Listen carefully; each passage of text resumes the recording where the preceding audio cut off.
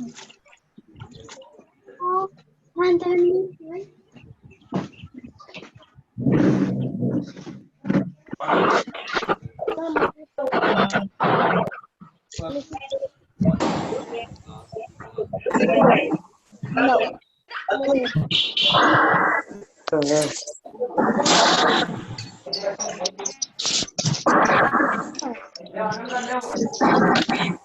అలా పెట్టి కలుపుతా.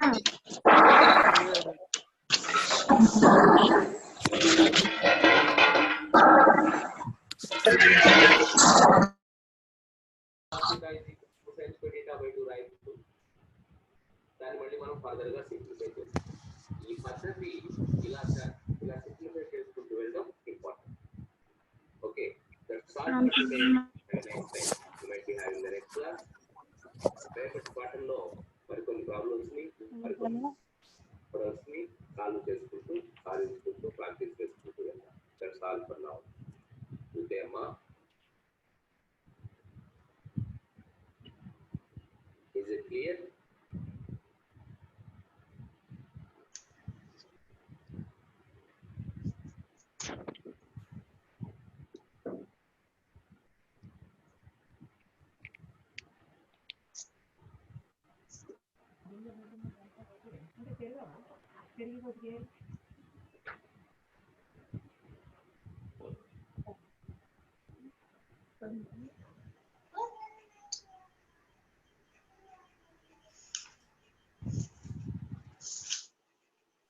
Good morning, students. Good morning to everybody. Yeah. So how was yesterday class? I think it was good. I hope we're gonna do today also. ఈ రోజు కూడా మనము ray optics అంటేనే మనకు ఒక అంటే ఒక ఫీల్ రావాలి. ఓహో, మనం అందరం ఎక్కడ కూర్చున్నాము? ఇంట్లోనే కూర్చున్నాము, రే ఆప్టిక్స్ కిందనే ఉన్నాం. We're under the ray optics, we're in the presence of ray optics. Ray optics లేకపోతే we don't have any computers, we don't have any right. So light లేకపోతే మనకు ఇంకా ఏమి లేదు. సో డెఫినెట్ గా రేస్ లేకపోతే నేను I can't read, you can't even do anything, right? So మనము లైట్ ముందు కూర్చున్నాము, లైట్ నుంచి రేస్ లాగా మనకు కాంతి వస్తా ఉంది. సో దాని నుంచే మనం అన్ని పనులు చేయగలుగుతున్నాం. Okay, so let me, okay, 107 participants. Let us yeah, I don't want to waste time, so let us move back to our class, our slides. Okay, so then moving back to the slideshow, then from current, right? Okay, I don't want this.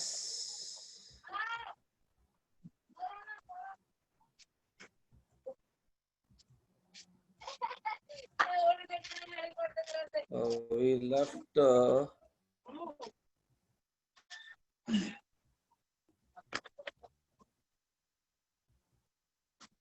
right. Then we have, I think we are in the, we'll be back to, I'll be just revising little bit about yesterday class. Koncham ninnati introduction teeskoni. Yes, Nana. So yeah, definitely it's a very interesting and exciting to complete this chapter. We're gonna mostly I think I can able to try to sir, can you able to mute, sir? Madam, I think I can I able to see? I can let me check it whether I can able to make mute. I don't have a I am a co-host, but if I mute all, I think I'm my so I'm also going to mute. So would you please mute, madam? So I don't need to mute, right? No sir, I'll do it. Do I need to mute or you are gonna do, right? I'll do, sir. I'll do, sir. Okay. If I mute, I think I'm gonna mute myself too, right? No, sir. If Okay. you mute all, then you won't Let mute me yourself. check again if I have a permission or not. Oh, great, great. That it was happening before. Okay, so I can able to do. Right. Thank you. Right. Yeah. Very good morning, students. So yeah, as we discussed yesterday about lenses, concave and convex lenses. So do we get image of magnified means పెద్ద పెద్ద ప్రతిబింబం ఎలా వస్తుంది? How do we get enlarged image అంటే పెద్దగా మనకు image ఎలా వస్తుంది అనేది బట్టి మన దేని what it depends on image height and object height, right?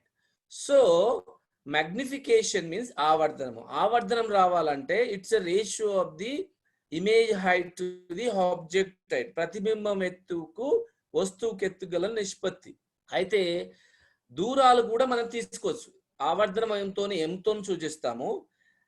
ప్రతిబింబ దూరము బై వస్తు దూరం. ప్రతిబింబ దూరం అంటే ఏంటన్నా అంటే కటకం నుంచి తెరకు గల మధ్య దూరాన్ని ప్రతిబింబ దూరం అని, వస్తు దూరం యు అంటే ఏంటంటే కటకం నుంచి వస్తువు ఎక్కడైతే పెట్టామో దానిని మనము వస్తు దూరం అంటే ప్రతిబింబ దూరానికి వస్తు దూరానికి గల నిష్పత్తి ఏమిస్తుంది? ఆవర్ధనం. అలాగే ప్రతిబింబం ఎత్తు హైట్ గురించి వచ్చినట్టయితే ప్రతిబింబం ఎత్తుకి వస్తువు ఎత్తుకి దాన్ని మనము కూడా ఆవర్ధనం అంటారు. సపోజ్ ఇక్కడ క్వశ్చన్ వస్తుంది, ఆవర్ధనము నాకు పాజిటివ్ వచ్చింది, ఎందుకంటే ఇక్కడ మనకు వియులు అనేది ప్లస్ అవ్వచ్చు మైనస్ అవ్వచ్చు, డిపెండ్స్ అపాన్ ద అంటే ఎట్లా అది పుటాకార కటకమా కుంభాకార కటకంలా అదే విధంగా అది ఏ దిశలో వస్తుంది కాంతి కిరణము, ఆ కాంతి కిరణం వచ్చిన దిశలో నేను ధనాత్మకంగా తీసుకుంటాము, దానికి వ్యతిరేక దిశలో వస్తే రుణాత్మకంగా తీసుకుంటాము, హైటు అంటే ఊర్ధ్వ దిశలో ప్లస్ తీసుకుంటాము, అదో దిశలో మైనస్ తీసుకుంటాము. సో ఒకవేళ మనకు మ్యాగ్నిఫికేషన్ పాజిటివ్ వస్తే అంటే ఆవర్ధనం ధనాత్మకం అయితే ఎటువంటి ప్రతిబింబం వస్తుంది అనేది క్వశ్చన్. ఇలాంటి బిట్ అడగవచ్చు, బైపీసీ స్టూడెంట్స్ కి రావచ్చు డైరెక్ట్ గా. సో మనకి ఎలాంటి వస్తుందంటే నిఠారుగా ఉండే మిథ్యా ప్రతిబింబం వస్తుందని గుర్తుంచుకోండి. నిటారుగా ఉండే మిథ్యా ప్రతిబింబం. ఒకవేళ ఆవర్ధనం రుణాత్మకం అయితే మ్యాగ్నిఫికేషన్ ఈజ్ నెగిటివ్ వస్తే ఎట్లా అంటే తలక్రిందులైన నిజ ప్రతిబింబము వస్తుంది. తలక్రిందులైన నిజ ప్రతిబింబము వస్తుంది. సో ఇవి ఈ బేసిక్స్ మీరు పాయింట్స్ నోట్ చేసుకోవాలన్న నోట్బుక్ లో, ఎందుకంటే EAMCET bit direct BiPC students కి కాన్సెప్ట్ క్వశ్చన్ వస్తున్నాయి డైరెక్ట్ గా. Okay, if the magnification is positive మనకు వచ్చేది వర్చువల్ ఇమేజ్, ఓకే, మిథ్యా ప్రతిబింబం. If the magnification is negative మనకు వచ్చేది నిజ ప్రతిబింబము, దట్ ఈస్ రివర్స్. అంటే మనము కాన్కేవ్ మిర్రర్ లో చూసాం కదా, అలాంటిదేమో ఈ కేసు కింది కేసు, లెన్స్ లోనేమో పై కేసు, ఓకే, కాన్వెక్స్ లెన్స్ లో. సో మనము కాన్వెక్స్ లెన్స్ లో కింద అవుతుంది, కాన్కేవ్ లెన్స్ లో పైన అవుతుంది. సో ఇది మనం నిన్న చెప్పిన క్లాస్ మీరు ఒక్కసారి మనం చూడగలిగితే అది మీకు అర్థమవుతుంది. సో మనకున్న ఫార్ములాలో మెయిన్ ఫార్ములా ఇది నాన్న, కుంభాకార కటకానికి మైనస్ ప్లస్ లో వచ్చేది జనరల్ ఫార్ములా రాశాను ఇక్కడ ముందు. Lens maker 1/f = 1/u + 1/v. కటకానికి minus అవుతుంది కదా సార్, ఇవన్నీ కూడా మనము ప్రాబ్లమ్స్ లో ఎలాగో నేర్చుకుంటాం. మళ్ళీ అప్లికేషన్కి వెళ్ళినప్పుడు ప్రాబ్లమ్స్ లో will discuss it. 1/f = 1/u + 1/v, which is a very famous formula. You have to remember it and we are going to do problem on based on this. అంటే ఈ ప్రాబ్లం మీద ఈ ఫార్ములా మీద మనము problem చేస్తాం నాన్న. 1/f = 1/u + 1/v. ఇక్కడ F అనేది నా అభ్యంతరం అని చెప్పాను. అది దర్పణానికి కానీ కటకానికి కానీ మైనస్ ప్లస్లు మాత్రమే తేడా ఉంటాయి. సో కాబట్టి దాని గురించి వరి కాకండి, తర్వాత ఎలాగో ప్రాబ్లం చేస్తాము మీకు అర్థం అవుతుంది. సో యు అనేది వస్తు దూరము, వి అనేది ప్రతిబింబ దూరం, ఇది మీరు గుర్తుంచుకోవాలి. ఇంకొక ఫార్ములా కూడా ఇంపార్టెంట్ అన్న. అయితే మనము ఇంటర్మీడియట్ లెవెల్ ఎక్కువ వాడము ఈ ఫార్ములాని, బట్ మనకు ఉన్నది ఇది ఎంసెట్ పాయింట్ ఆఫ్ వ్యూలో ఉంది కాబట్టి lens maker formula. So lens maker formula ఏంటి? సో లెన్స్ మేకర్ ఫార్ములా అంటే ఇక్కడ ఏం లేదు, మనము డిఫరెంట్ లెన్సెస్ కలిపి ఒక లెన్స్ గా తయారు చేయొచ్చు. ఇప్పుడు మైక్రోస్కోప్ కానీ టెలిస్కోప్ కానీ మనం తయారు చేసేటప్పుడు వి నీడ్ మోర్ లెన్సెస్. ఒక లెన్స్ తోనే కాదు నాన్న, ఇప్పుడు స్కానింగ్ ఎలక్ట్రాన్ మైక్రోస్కోప్ ఉంటే డిఫరెంట్ లెన్సెస్ సైజెస్ బట్టి మనం చేంజ్ చేస్తాం. ఎందుకు సార్ అంటే ఇప్పుడు నేనేం చేస్తానంటే నాకు ఆటం గురించి చదువుకోవాలని ఉంది. I want to study the structure of different atoms. అప్పుడు ఈ లెన్స్ మామూలు లెన్స్ పనికిరాదు.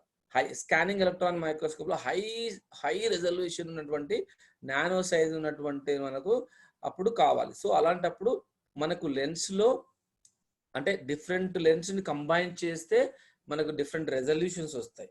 కాబట్టి అప్పుడు హై రెజల్యూషన్ కావాలంటే ఎన్ని లెన్స్ మనం కంబైన్ చేయాలి అంటే రెండు ఎట్లా ఉమ్మడిగా తయారు చేయాలి అంటే అక్షి కటకాలని చాలా ఉంటాయి బిడ్డ. అంటే మనం డివైసెస్ తయారు చేసేటప్పుడు ఏదైనా దృక్సాధనాలు తయారు చేసేటప్పుడు మనకు ఎన్ని అంటే ఈ యొక్క కటకాల యొక్క అవసరం చాలా ఉంటుంది. ఎన్ని కటకాలు వాడాలి, ఎటువంటి రకాలైన కటకాలు వాడాలి, కుంభాకార పుటాకార 2 కటకాలు కావాలి.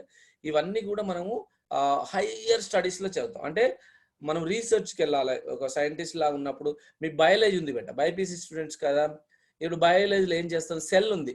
ఇప్పుడు నేను ఇక్కడ ట్విస్ట్ చేసా బా అంటున్నాను అంటే ఏమైంది అక్కడ, ట్విస్ట్ చేసినప్పుడు ఇట్లా చేసినప్పుడు లోపల సెల్లులో మెకానిక్స్ అవుతుంది. అంటే మెకానికల్ ప్రాపర్టీస్ ట్విస్ట్ చేస్తున్నానంటే you are pulling the skin away right. అంటే దాన్ని బాగా లాగుతున్నావు అంటే ఏం చేస్తున్నాము, స్పాంజ్ లాగా లాగుతున్నావు. అంటే లోపల ఉన్నటువంటి సెల్లులు కానీ బ్లడ్ సెల్ అన్ని కూడా అవి ఏమవుతాయినా కంప్లీట్ గా వాటి స్ట్రక్చర్ లో చేంజ్ వస్తుంది. ఆ స్ట్రక్చర్ లో అట్లాంటి వాటిని కూడా మనము బయాలజికల్ క్యాన్సర్ సెల్ ఉంటుంది, క్యాన్సర్ సెల్ లాంటివి కూడా మనము ట్రాకింగ్ చేయాలి. అలాంటివన్నిటికీ కూడా చాలా మైక్రోస్కోప్స్, అడ్వాన్స్డ్ మైక్రోస్కోప్స్ వచ్చాయి. కాబట్టి సారీ ఎందుకు అనేది ఇంత స్టోరీ చెప్పాల్సి వచ్చింది. అంటే సింపుల్ నేను లెన్స్ మేకర్ ఫార్ములా ఇవ్వచ్చు, బట్ దాని ఇంపార్టెన్స్ చెప్తే యూ నెవర్ ఫర్గెట్ ఇట్. అది నాకు అంటే ఎప్పుడు కూడా మర్చిపోకుండా ఉండడానికే మనము ఈ విధంగా చేసుకోవడం జరుగుతుంది. అయితే ఏంటంటే లెట్ మీ షేర్ ఒక నిమిషం. Can I able to okay never mind. So ఈ విధంగా ఏంటంటే మనం ఇక్కడ అంటే లెన్స్ మేకర్ ఫార్ములా ఇంపార్టెన్స్ చెప్పాను. ఎన్నో డిఫరెంట్ కటకాలు వాడితే వేరుగా వస్తుంది దాని యొక్క నాభ్యంతరం అని. ఒక కటకం నాభ్యంతరం వేరుగా ఉంటుంది బెట, 2 కటకాలు కలిపి యూజ్ చేస్తే దాని నాభ్యంతరం వేరే వస్తుంది. కాబట్టి ఈ లెన్స్ మేకర్ ఫార్ములా లాంటిది వచ్చింది.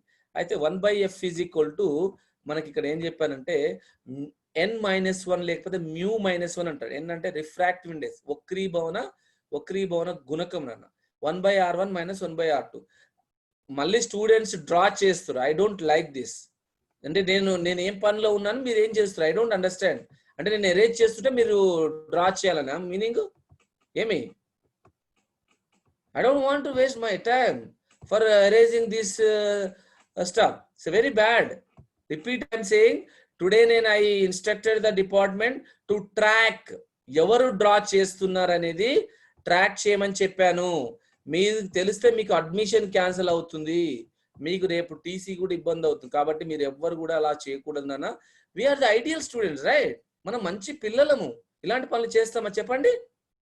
సో మంచి పిల్లలం కాబట్టి we don't want to do నాన్న, just be ideal students. Okay, thank you నాన్న. సో అయితే మనం ఇక్కడ ఏంది సార్ అంటే ఈ లెన్స్ మేకర్ ఫార్ములాలో మనకి ఇక్కడ 1/f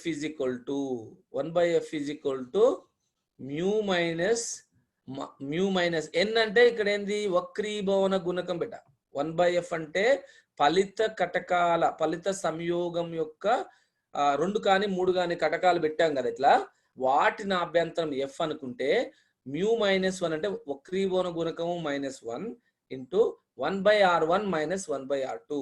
అంటే 1/r1 R2 ఇక్కడ ఏందన్నా, R1 R2 ఏంటంటే వక్రతల వ్యాసార్థాలు, వక్రతల radius of curvatures R1 R2.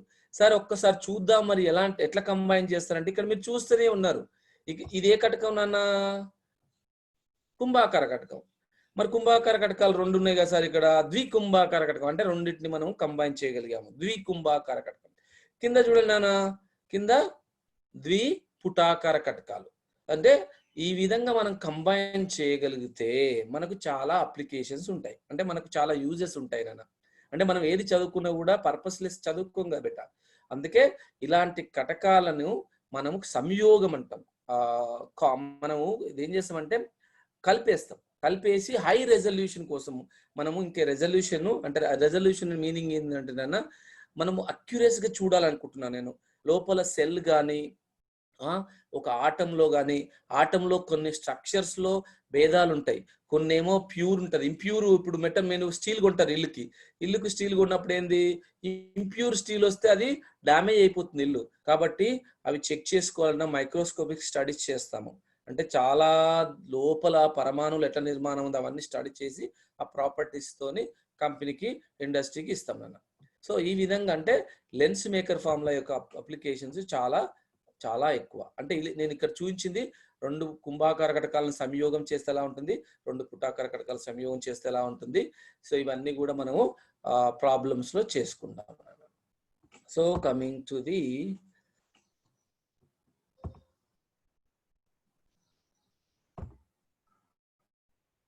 So ఇంకా మరి ఇవేంటి సార్ ఇక్కడ కూడా మరి ఇంకా చూపించారు అంటే, ఇంకా నేనేం చెప్తున్నాను, ఇందాక ఒక్క కటకం చూపించారు ఇందాక, లేదు నేను ఇంకా రెండు ద్వికుంభాకార కటకాలను కూడా సంయోగం చేస్తే ఎలా ఉంటుందంటే, మీరు ఇక్కడ కనిపిస్తుంది జనరల్ ఫార్ములా రాస్తాం బేట. అంటే ఇక్కడ దగ్గర ఇక్కడ నేను చెప్పాను పైన టైటిల్లోనే ఏం చెప్పానంటే, స్పర్శలో ఉన్న పలుచనైన కటకాల సంయోగము దాని కటక సామర్థ్యానికి సమీకరణం. అంటే దగ్గర కింద చూస్తే కనిపిస్తుంది కదా, ఇదొక కుంభాకార కటకము, ఇదొక ఇందాకనేమో సపోజ్ దూరంగా ఉన్నప్పుడు అప్పుడు వాటి మధ్యలో ఒక యానకం ఉంటే వక్రీభవన గుణకం μ-1 అలా వస్తుంది. μ-1 ఇంటూ 1/r1 మైనస్ 1/r2, లేకపోతే 1/r1 plus 1/r2. 1/f equal μ-1 into 1/r1 plus 1/r2 రాయొచ్చు. అది డిపెండ్, మైనస్ ప్లస్ అనేది అది ఎటు పెట్టామనేది, ఏ ప్లేస్ లో పెట్టామనేది బట్టి మైనస్ వస్తుంది అన్న. అయితే ఇక్కడ ఏంది, కాంటాక్ట్ లో ఉన్నాయి 2 lenses we placed in contact ఇలా ఉన్నాయి నాన్న. ఇలాంటివి 2 పెట్టాడు మరి కాంటాక్ట్స్ లో. సో అలాంటి కేసెస్ లో దాని యొక్క అలాంటివి 2 కావచ్చు, 3 కావచ్చు, 4 కావచ్చు, 5 కావచ్చు, it could be infinity. So in that case we simply use ఏది 1/f is equal to F అంటే ఏంటంటే ఇక్కడ ఫలితనాభ్యంతరము, అంటే ఈ సంయోగం యొక్క ఫలితనాభ్యంతరం 1/f is equal to 1/f1 1/f2 1/f3 plus dash dash dash, అది ఎంతవరకు ఉంటే ఎన్ని ఉంటాయి. అయితే మరి F1 F2 F3 ఏంటి, మనం ఎన్ని కటకాలు అయితే పెట్టామో ఒక్కొక్క కటకం యొక్క నాభ్యంతరం, అంటే F1 F2 F3 3 పెడితే వాటి యొక్క నాభ్యంతరాలు. ఎఫ్ అంటే ఏంటి సార్ అంటే ఫలిత నాభ్యంతరం. ఎఫ్ అంటే ఏంటి, ఫలిత నాభ్యంతరము. ఫలిత నాభ్యంతరము ఎఫ్ అంటే ఫలిత నాభ్యంతరం, రైట్. సో ఇక్కడ మరి కింద ఇచ్చారు కదా సార్, ఇవి మాకు అర్థం కావట్లేదు. తెచ్చుకున్నాం ఒకటి, అంటే sorry, I think I did not teach this one, but ఇక్కడ ఏంటంటే కటక సామర్థ్యం అనేది నేను నెక్స్ట్ స్లైడ్ లో చెప్తాను, మళ్ళీ మీకు అర్థం అవుతుంది. కటక సామర్థ్యం అంటే ఏంటి నాన్న, కటక సామర్థ్యం, నీ సామర్థ్యం అంటే మనం ఇప్పుడు సపోజ్ మీరు వచ్చి అన్నాడు, సార్ మీ సామర్థ్యం ఏంది ఫిజిక్స్ చెప్పడానికంటే, ఎస్ నేను I can able to teach this అని చెప్పేస్తాను. అలాగే ప్రతి కటకానికి ఒక పవర్ ఉంటుంది, పవర్ ఆఫ్ లెన్స్. సామర్థ్యము అంటే ఏంటంటే దానికి ఉన్న పవర్ ఏంటంటే ఇంతవరకు ఇటువంటి అంటే దాని యొక్క ప్రతిబింబం ఇంత ఏర్పరుస్తుంది, ఇంత తగ్గిస్తుంది, ఈ విధంగా ఉంటుంది. అంటే దాని యొక్క అది కటక సామర్థ్యం అనేది కటక నాభ్యంతరానికి విలోమానుపాతంలో ఉంటుంది. Or reciprocal of focal length is called. P అనేది ఎంత, 1/f కి సమానం బెట, ఈజ్ ఈక్వల్ ఎంత 1/f. P1 అంటే 1/f1, P2 అంటే 1/f2, P3 అంటే 1/f3. అంటే పవర్ సామర్థ్యం నిర్వచనం మీకు అర్థమైపోయింది. సామర్థ్యం ఈజ్ నథింగ్ బట్ 1/f. అంటే ఉత్క్రమం అంటారా తెలుగులో, ఐ గెస్ నాభ్యంతరం యొక్క వ్యుత్క్రమాన్నే ఏమంటారు? సామర్థ్యము అంటారు. ఏం సామర్థ్యం అంటారు? కటక సామర్థ్యం అంటారు. నాభ్యంతరం యొక్క వ్యుత్క్రమాన్నే మనం ఏమంటాము? కటక సామర్థ్యము అంటారు. సో ఒకటి కంటే ఎక్కువ కటకాలు ఉన్నప్పుడు 1/f ఈ ఫార్ములా వాటి సామర్థ్యాలు కావాలంటే ఈ కింది ఫార్ములా మనము వాడతాం బెట. సో నెక్స్ట్ కి వచ్చినట్టు అయితే ఇంత ముందు చెప్పినట్టుగా ఇక్కడ కొంచెం క్లారిటీ మిస్ అయింది, but definitely I try to. ఇందాక చెప్పాను కదా, కటక సామర్థ్యం అనేది it's a power of lens is reciprocal of it's focal length. Reciprocal అంటే లేదా power is equal to 1/4 focal length. దాని యూనిట్స్ ఏంటంటే డయాప్టర్స్. మీ ఇంటర్లో వస్తుంది. కటక సామర్థ్యం అనేది నాభ్యంతరం యొక్క వ్యుత్క్రమాన్ని అంటారు. దాని యొక్క ప్రమాణాలు డయాప్టర్స్ లో చెప్తారు బట్. అంటే ఇవి మీకు డాక్టర్ దగ్గరికి వెళ్తే చెప్తాడు. కళ్ళకి అద్దాలకు వెళ్ళినట్లయితే మీకు ఎన్ని డయాప్టర్లు ఉంటే ఏమేమి అవుతుంది అది కూడా మీకు కరెక్ట్ గా మీకు రిపోర్ట్లు వస్తుంది. మనం ఏంటంటే పెద్దగా చూడం, కానీ చాలా ఇంపార్టెంట్. మీరు అయితే ఇక్కడ ఒకటి గుర్తుంచుకోండి, 1 diopter is the power of lens whose focal length is 1 meter. 1 meter ఉన్నటువంటి ఫోకల్ లెంత్ తీసుకుంటే 1 మీటర్, ఇక్కడ అర్థం చేసుకోవాలి కాన్సెప్ట్. అంటే 1 మీటర్ ఫోకల్ లెంత్ ఉన్నటువంటి కటకం అంటే ఎంత అర్థం అయింది కదా? 1 మీటర్ పెద్దది అన్నట్టు. ఒక లెన్స్ కటకం తీసుకున్నామంటే పెద్దది 1 మీటరు. దాని అభ్యంతరమే 1 మీటర్ అంటున్నాడు. అంటే చూసుకోండి మరి కటకం ఎంత పెద్దగా ఉండాలో, కటకం ఎంత సైజు ఉంటే నా అభ్యంతరం 1 మీటర్ వస్తుందో మీకు అర్థం కావాలి. అంటే విజువలైజేషన్ చేసుకోవాలి బేట. అంటే 1 మీటర్ నా అభ్యంతరం ఉన్నప్పుడు దాని యొక్క పవర్ ఎంత అవుతుందంటే 1D అవుతుంది, 1 డయాప్టర్, రైట్. అయితే ఇప్పుడు మనం ఏం చేద్దామంటే power of convex lens is positive. ఒకవేళ మీకు కుంభాకార కటకం ఇచ్చాడు డాక్టర్, ఒకవేళ కుంభాకార కటకం ఇచ్చాడు, అవి చూద్దాం. అంటే ఏ కటకం మనకు మయోపియా, కంటి గురించి మాట్లాడేటప్పుడు ఏ కటకం అనేది మనం చెప్తాం. మయోపియా కానీ హైపర్మెట్రోపియాలో మనము విల్ డిస్కస్ దట్. అయితే పవర్ ఆఫ్ అంటే కుంభాకార కటకంకి మనకి ఎంత ఉంటుంది? పవర్ పాజిటివ్ ఉంటుందని గుర్తుంచుకోండి. కుంభాకార కటకానికి ఏముంటుంది? ఇట్స్ జస్ట్ పాజిటివ్, ధనాత్మకంగా ఉంటుంది. పుటాకార కటకానికి నెగటివ్ గా ఉంటుందని గుర్తుంచుకోండి. పుటాకార కటకానికి నెగటివ్ గా ఉంటుంది. సో అది మనకు ఈ పాయింట్ అనేది కాన్సెప్ట్ క్వశ్చన్ వస్తుంది బైపీసీ స్టూడెంట్స్ కి. ఎంపీసీ స్టూడెంట్ కి దీని మీద ప్రాబ్లం అడుగుతాడు. సో పవర్ ఆఫ్ లెన్స్ అనేది it's a reciprocal of the focal length 1/f dioptres unit. 1 metre focal length 1 dioptre అవుతుంది. ఒకవేళ లెన్స్ తీసుకుంటే అంటే కాన్వెక్స్ లెన్స్ కుంభాకార కటకం తీసుకుంటే దాని యొక్క ఏమవుతుంది? పవర్ పాజిటివ్ లో తీసుకుంటాము. పుటాకార తీసుకుంటే నెగటివ్ లో తీసుకుంటాము. కాన్కేవ్ కి నెగటివ్ తీసుకుంటాము. So you have to remember these points. కింద మీకు క్లారిటీ కోసం ఇచ్చాను మేడం. +2.5D సామర్థ్యం గల చూపు సరిదిద్దే కటకాన్ని సూచిస్తే కావాలి. అంటే మనకు డాక్టర్ ఏం చెప్పిండంటే అమ్మా గ్లాసెస్ +2.5D తీసుకోగలనని మీకు చూపించాడు. అప్పుడు మీకు నా అభ్యంతరం ఎంత ఉంటుంది? ఆ కటకంది 40 సెంటీమీటర్స్ ఉంటుంది నాన్న.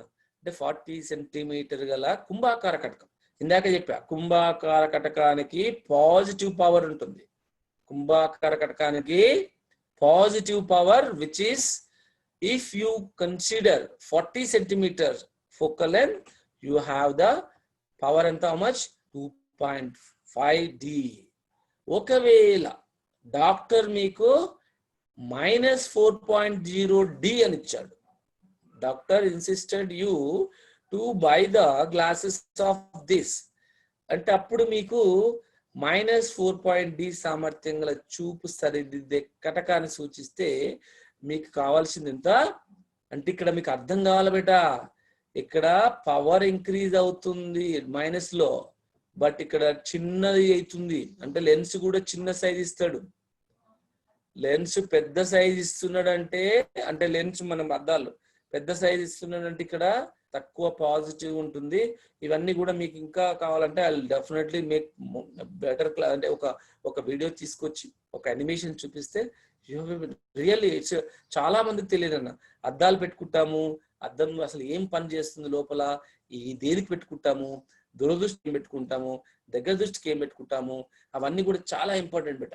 సో మనం అన్ని కూడా మన నానమ్మలు కానీ అమ్మమ్మలు కానీ ఇవన్నీ కూడా ఇట్స్ డెఫినెట్ గా మనకు చాలా అవసరం. అంటే తెలిసి ఉండాలి, కనీసం తెలియంది మనకు వెరీ బ్యాడ్. ఒక ఫిజిక్స్ చేసిన వాళ్ళము కనీసం మనకు అది తెలియకపోతే బాగుండదు బెట. సో ఇది వచ్చినప్పుడు మీరు ఇమ్మీడియట్ గా మీ ఇంట్లో ఎవరన్నా మీకు ప్రాబ్లం వచ్చిందంటే ఇది మీరు కరగాలి. పవర్ ఎంత ఉంటుంది, ఆ పవర్ ఆఫ్ లెన్స్ ఎంత ఉంటుందో మీరు డెఫినెట్ గా అడగాలి. నేను ఇంత ముందు చెప్తానే ఉన్నా, మళ్ళీ మీరు డ్రా చేస్తున్నారు. తెలియకపోతే డ్రా చేయకండి బెట, అది ట్రాక్ చేస్తున్నారు డిపార్ట్మెంట్ లో. Okay, very good. ఇప్పుడు అర్థంగా బెట, పవర్ పాజిటివ్ వచ్చింది అంటే అది కుంభాకార కటకము. పవర్ నెగిటివ్ వచ్చి ఇలాంటి క్వశ్చన్ అడుగుతాడు. 2.5 D సామర్థ్యం గల కటకాన్ని వాడితే ఎటువంటి అంటే దాని ఎటువంటి కటకాన్ని వాడాలి, ఎంత కటకాన్ని వాడాలి అంటే 40 సెంటీమీటర్. ఎలా వచ్చిందంటే ఈ ఫార్ములా వాడండి అంతే. ఈ ఫార్ములా వాడితే ఎంత వస్తుంది బెట, focal length is equal to 1/p 1/2.5 10/25. So దాని నుంచి మనకు ఇది వస్తుంది. సో అలాగే ఇది కూడా వాడచ్చు. సో ఈ రిలేషన్ వల్లనే మనకు అది వస్తుంది. మనం దాని మీద ప్రాబ్లం చేద్దాం. ఓకే,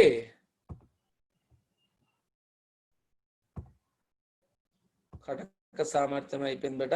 ఇది వక్రీభవనం ఆల్రెడీ నేర్చుకున్నాం, బట్ అది ఎందుకు పెట్టాననేది జస్ట్ మీకు చెప్తాను. అంటే మనకి ఎప్పుడు కూడా కాంతి కిరణము ఒక యానకంలోనికి ఇంకొక యానకంలోకి వెళ్ళినప్పుడు దాని యొక్క వేగము మారుతుంది. ఎందుకు మారుతున్నది మీకు తెలుసు. ఇందులోనేమో సపోజ్ ఇది నీరు అనుకుంటున్నాం, ఇది గాలి అనుకుంటున్నాం. నీటిలో ఏముంటాయి, అణువులు దగ్గరగా ఉంటుంది కాబట్టి వేగం ఇలా ఉంటుంది. ఇప్పుడు ఇంకొక మీడియంకి వెళ్ళే వరకు వేగం చేంజ్ అవుతుంది కాబట్టి దాని యొక్క వక్రీభవనం అంటే దాని యొక్క వేగంలో మార్పు వస్తుంది. అదే వక్రీభవనం. ఇక్కడ చూపించాం రే డయాగ్రామ్ లో మనకి ఏంటంటే అది ఎలా అంటే ఇక్కడ పతన కోణాన్ని మారిస్తే ఇది పతన కోణం, ఇది పతన కిరణము, ఇది వక్రీభవన కిరణం. అది ఏమవుతుందని చూపించడానికి ఇక్కడ పెట్టాను. ఈ పతన కిరణం యొక్క కోణాన్ని మారుస్తూ మారుస్తూ ఆ వక్రీభవన కిరణం ఏమవుతుంది, ఇక్కడికి వస్తుంది. తర్వాత అదే యానకంకి వస్తుంది. దీన్ని ఏమంటారు అనేది చెప్తాను. ఏమంటారు, సందిగ్ధ కోణం. సందిగ్ధ కోణం అంటే ఏం బేట, పతన కోణము మనము మారుస్తున్నప్పుడు ఏ పతన కోణం అయితే వక్రీభవన కోణము, ఇక్కడ అర్థం కావాలన్నా, వక్రీభవన కోణం అంటే ఇది పతన కోణం బేట. నేను లెట్ మీ డ్రా దట్. ఇది సారీ ఐ హ్యావ్ టు, ఇది ఐ బెట పతన కోణం, ఇది ఆర్ బెట. ఇప్పుడు నేను ఏం చేస్తా,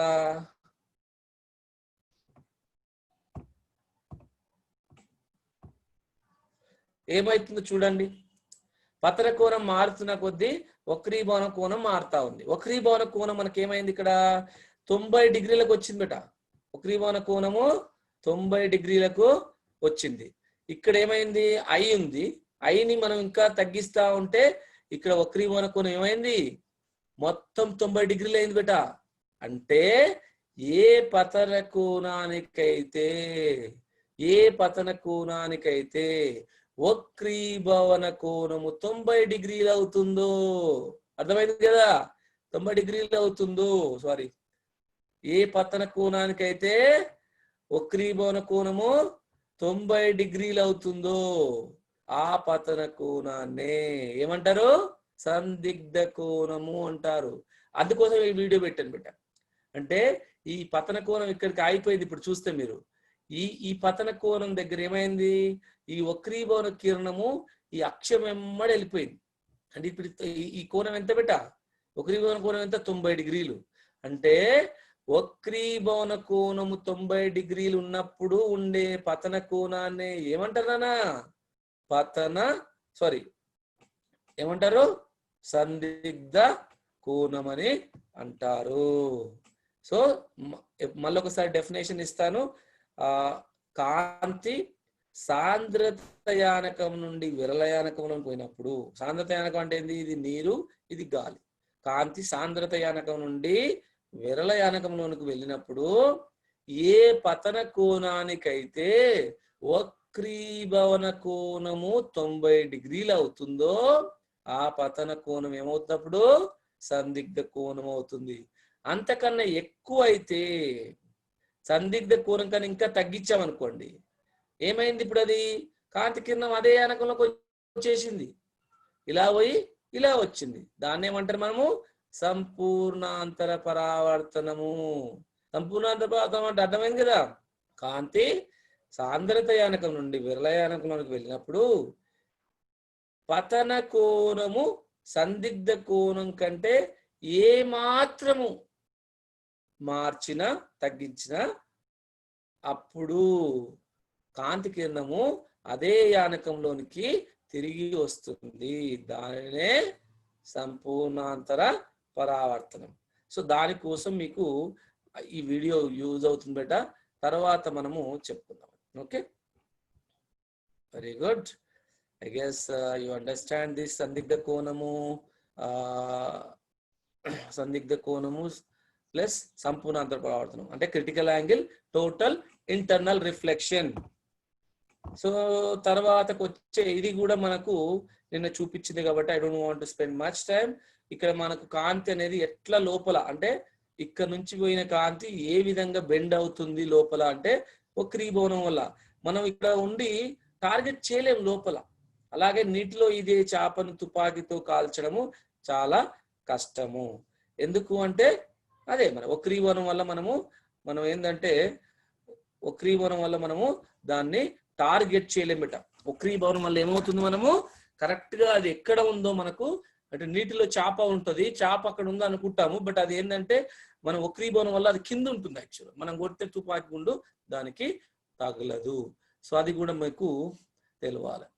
నక్షత్రాలు కూడా చెప్పుకున్నాం కదా, నక్షత్రాలు కూడా ఆకాశం నుంచి భూమికి వచ్చే వరకు చాలా పొరలు ఉంటాయి బిడ్డ. అంటే ఎండ ఎక్కువ ఉన్న కొద్దీ, ఉష్ణోగ్రత మారుతున్న కొద్దీ ఏమవుతుందంటే ఆ యొక్క యానకం ప్రాపర్టీస్ మారుతాయి. ఇప్పుడు భూమికి కింద ఉన్నప్పుడు, భూమికి పైన ఉన్నప్పుడు, ఇంకా పైన ఉన్నప్పుడు డెఫినెట్ గా మనకేందంటే అదొక యానకమే మారుతుంది. కాబట్టి అప్పుడు మనం దాన్ని ఏమీ చేయలేము. సో ఆ విధంగా అంటే నక్షత్రాలు వక్రీభవనం చెందడం అంటే నక్షత్రాల నుంచి వచ్చే కాంతి మనకేందంటే వక్రీభవనం చెందడం వలన మనకు అలా అనిపిస్తుంది, మినుకు అని. అది యాక్చువల్గా జరగదు నన్ను. ఓకే, సో ఇది స్నెల్స్ నియమం. It's very important beta. Snell నియమం అంటే ఏంటి, స్నెల్ నియమం ఎందుకు వచ్చింది, ప్రతిదీ నేర్చుకుంటున్నాం కాబట్టి స్నెల్ నియమం ఎందుకు వచ్చింది అనేది చూసినట్టు అయితే, ఇప్పుడు మనకు పతన కోణం యొక్క సైన్ విలువకు వక్రీభవన కోణ సైన్ విలువ కోణ పెట్టేది. పతన కోణ సైన్ విలువకు వక్రీభవన కోణ సైన్ విలువ గల నిష్పత్తినే స్నెల్ నియమం అని చెప్పుకుంటున్నాం. అంటే ఏమీ అర్థం కావట్లేదా సార్ నాకు అసలు స్నెల్ అనేవాడు శాస్త్రవేత్త అని చెప్పాను. ఈ ఈక్వేషన్ ఎలా వచ్చింది అంటే ఇక్కడ diagram clear. I really hate student. Please don't make me so very bad. How can I explain? Tell me. You just made it very bad. ఏం చేయాలి మీరు ఇలా చేస్తే ఎట్లా నాన్న? Don't do anything on the diagram. Don't do anything on the slide. I cannot, wasting of my time and your time. ఇప్పుడు ఇంతమంది పాపం 200 మెంబర్స్ ఉన్నారు ఇందులో. ఎంతో మంది students valuable time you are wasting. And also you are diverting my mind. ఏదో చెప్పాలనుకుంటాము, అది మొత్తం డైవర్ట్ అయిపోతుంది. It make me so bad. Please మనం అందరం కూడా అలాంటి పనులు చేయకూడదు బిడ్డ. ఇక్కడ స్నెల్ నియమం చాలా ఇంట్రెస్టింగ్ గా ఉంటుంది. దీనివల్ల చాలా అప్లికేషన్స్ కూడా ఉన్నాయి బిడ్డ. ఎందుకంటే మనం ఒక రాయిని నీటిలో వేసినాం, రైట్, దాని యొక్క ప్రాపర్టీస్ ఏమవుతున్నాయి, అట్లా వక్రీభవనం ఏ విధంగా చెందుతుంది. ఇప్పుడు నేను ఒక ఒక సముద్రం ఎత్తులు కనుక్కోవాలన్నా నేను ఏ విధంగా అప్రోచ్ అవ్వాలి, సముద్రంలో ఉన్నటువంటి జీవరాశులు గుర్తించుకోవాలనుకుంటున్నా అది ఎట్లా ఉండాలి, వాటన్నిటికీ కూడా మనకు లోపల ఉన్నటువంటి ఖనిజాలం కానీ మినరల్స్ కానీ ఇవన్నీ కూడా తెలుసుకోవాలంటే ఈ స్నెల్ నియమం తెలియకపోతే మనం ఏం చేయలేము. సో కాబట్టి ఇక్కడ చిన్న యానకం చూస్తాం, గాలి గాజు గురించి మాట్లాడుతున్నాం. గాలికి వక్రీభవన గుణకం 1 ఉంటుంది బేట, గాజుకు ఎక్కువ ఉంటుంది 1.57 సంథింగ్. అలాంటప్పుడు ఇది లంబం నిగిస్తాం. ఈ లంబానికి ఉండే పతన కోణం చేసే కోణం పతన కోణం అంటారు. ఈ విధంగా ఇక్కడ సైడ్ ఏమో లోపల గాజు యానకంలోనేమో వక్రీభవన కోణం అంటారు. ఇప్పుడు నేను ఏం చేస్తా అంటే మొదటి కోణంలో మొదటి యానకంలో ఏం చేస్తుంది, ఇక్కడ μ1 అనుకుంటున్నాం. μ1 అనేది ఈ యానకం యొక్క వక్రీభవన గుణకం కాబట్టి μ1 sin i, μ1 sin i which is equal to μ2 sin r బెట. ఇది μ2 sin r, అది r i పడింది r actual. So μ2 sin r ఇది కరెక్ట్ చేసుకోండి అన్న, ఇది r. Okay, it's not i, it's r. So μ1 sin i is equal to μ2 sin r. So దానిని నేను ఏం చేసిన బెట అంటే ఇప్పుడు నాకు μ2 by μ1 కావాలి బెట, μ2 by μ1 కావాలి. μ2 by μ1 కావాలంటే ఏం చేయాలి నాన్న, μ2 by μ1 కావాలి. దానికి ఏం చేయాలి నేను అంటే ఈ μ1 ఇక్కడ తీసుకురండి అన్న, ఈ μ1 ని ఇటు తీసుకురండి. ఇటు తీసుకొస్తే ఏమవుతుంది, ఈ సైన్ ఆర్ అనేది ఇటు పోతుంది. సో ఇది ఆర్ బెట, ఇది ఆర్. సో సైన్ ఆర్, అప్పుడు μ2 by μ1 ఈజ్ ఈక్వల్ టు ఎంత, sine i by sine r. ఆ μ2 by μ1 నేను ఏం చేస్తున్నా అంటే 1 and 2 అంటున్నాను. ఓకే, ఇప్పుడు నాకు ఏం చేయాలంటే ఇది మనకు అంటే ఇంతవరకే దీన్నే మనం ఏమంటాం అంటే స్నెల్ నియమం అంటారు. అంటే ఒకటో యానకం దృష్ట్యా రెండో యానకం యొక్క వక్రీభవన గుణకం ఇది. అంటే మనకు గాలిది ఎలాగో రెఫరెన్స్ తీసుకుంటున్నాం కాబట్టి గాలి యానకం దృష్ట్యా గాజు యానకం యొక్క వక్రీభవన గుణకము అవుతుంది. సో 1 2 అట్లా. ఓకేనా, μ21 ఇట్లా కూడా రావచ్చు, n21 కూడా రాస్తారు మన బుక్లలో కొన్నిట్లో n21 అని μ21 అని ఉంటుంది. ఇట్లా n21 కూడా ఇది వక్రీభవన గుణకమే అవుతుంది. మొదటి యానకం దృష్ట్యా రెండో యానకం యొక్క వక్రీభవన గుణకం బెట. సో ఈ విధంగా మనం అప్లై చేయాలి. ఇది అప్లై చేయడం మీకు రావాలి. అంటే మనం పతన కిరణం పోయే దగ్గర ఈ విధంగా రాయాలా, రెండో యానకం పోతప్పుడు ఈ విధంగా రాయాలా, రాసి మనకి ఏమి కావాలనేది మనము చేయొచ్చు. Right, okay Rana. Next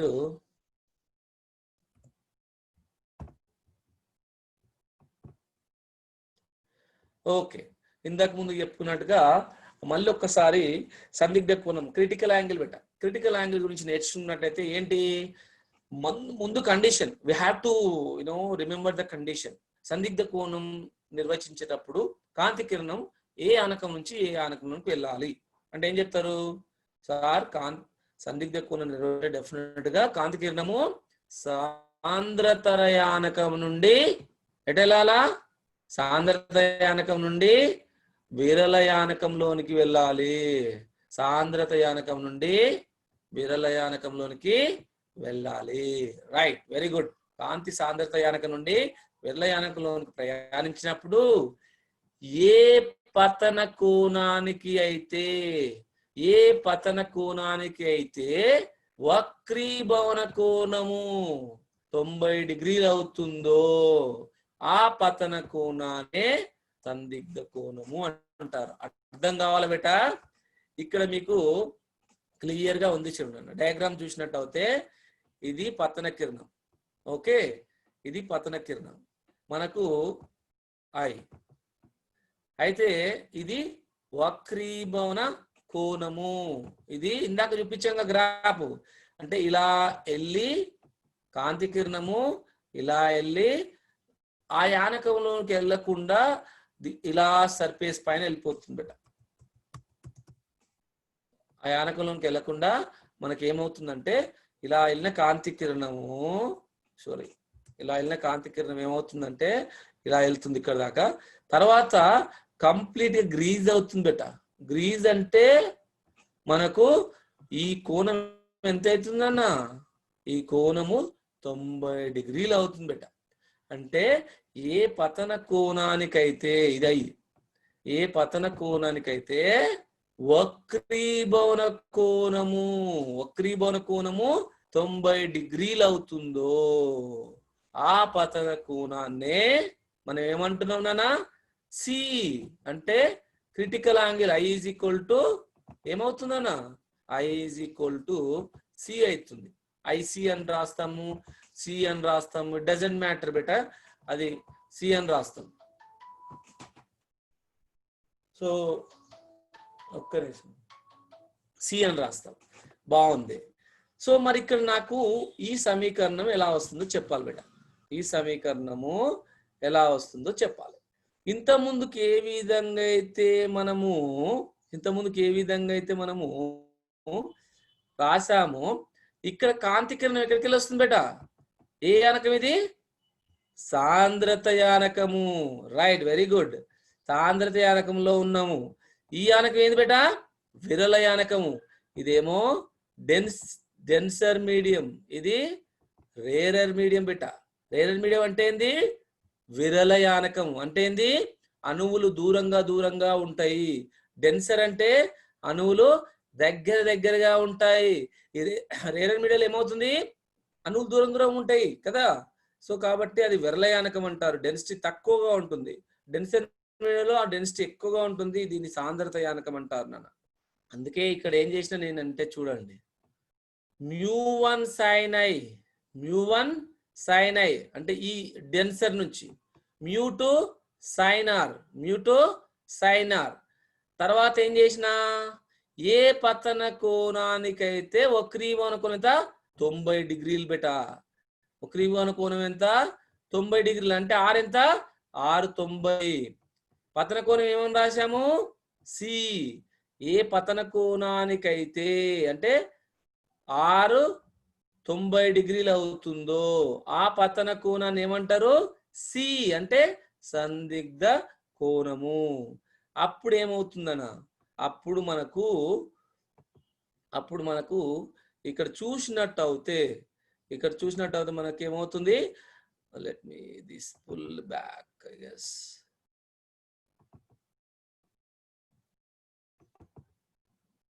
so అప్పుడు ఏమవుతుంది? ఇక్కడ మ్యూ అంటే ఇక్కడ ఏం చెప్తున్నానా, ఇది ఎలా వచ్చింది అనేది క్వశ్చన్ మీకు, అంతేనా? ఈ μ1 అనేది నేను ఏం చేస్తున్నానంటే, ఇప్పుడు μ2 ఇక్కడ ఏమైంది బేట? గాలి. సో μ2 అనేది మనకు 1 అయింది బేట. μ2 అనేది 1. ఎందుకు 1 సార్ అంటే గాలికి వక్రీభవన గుణకము 1 ఉంటుంది. ఎందుకంటే రెండో యానకం ఇక్కడ ఏంది మనకు? విరల యానకం, గాలి, కాబట్టి 1. μ1 అప్పుడు నేను ఇక μ2 1 అయింది కాబట్టి μ1 ఏం తీసుకుంటున్నా, నేను జస్ట్ గా రాసేసిన బేట. ఇది 1 2 లేవు కాబట్టి μ1 ని నేను ఏం చేసినంటే సింపుల్ గా నేను మ్యూ లాగా రాశా. అందుకే μ1 అనేది మ్యూ అయిపోయింది. sin C అనేది రెండో వైపు వచ్చేసింది. sin 90 అనేది ఎంత? 1 అంటే 1/sin. ఇది కూడా వెరీ వెరీ ఇంపార్టెంట్. ఈ ఫార్ములా కూడా అందరు కూడా గుర్తుంచుకోవాలన్న. Note down, μ is equal to 1/sin C. General గా మనకు ఇదంతా స్టోరీ ఏం రాయాలి బుక్ లో, ఇది డైరెక్ట్ గా ఎలా వచ్చిందో చాలా మంది అంటే మనకే డౌట్, అంటే ఇప్పుడు క్లారిటీ వచ్చిందని అనుకుంటున్నాను మీకు అందరికి. ఎందుకు ఇది μ is equal to 1/sin C అనేది. సో కాబట్టి μ is equal to 1/sin C ఎలా వచ్చిందో మీకు అందరికి క్లారిటీగా అర్థమైందని నాకు డెఫినెట్ గా నాకు అనిపిస్తుంది. బట్ నీకు ఇంకా డౌట్ ఉంటే డెఫినెట్ గా మీకు చెప్పడానికి నేను అంటే మీకు లాస్ట్ 10 మినిట్స్ మనం స్పెండ్ చేద్దాం. Okay, so let me erase this guy. ఆ లోపల మీరు నోట్ చేసుకుంటూనే ఉండాలి బట్ ఉత్తిగా ఉండదు. నేను ఇప్పుడు ఎరేజ్ చేస్తున్నాను ఇదంతా. సో మీరు ఏం చేస్తుండాలంటే మీరు ఏదైనా పాయింట్ మిస్ అవుతాం అనుకుంటే వాళ్ళు ఇక్కడ మీరు నోట్ చేసుకోవాలి. ఓకే, ఇంకేముంది?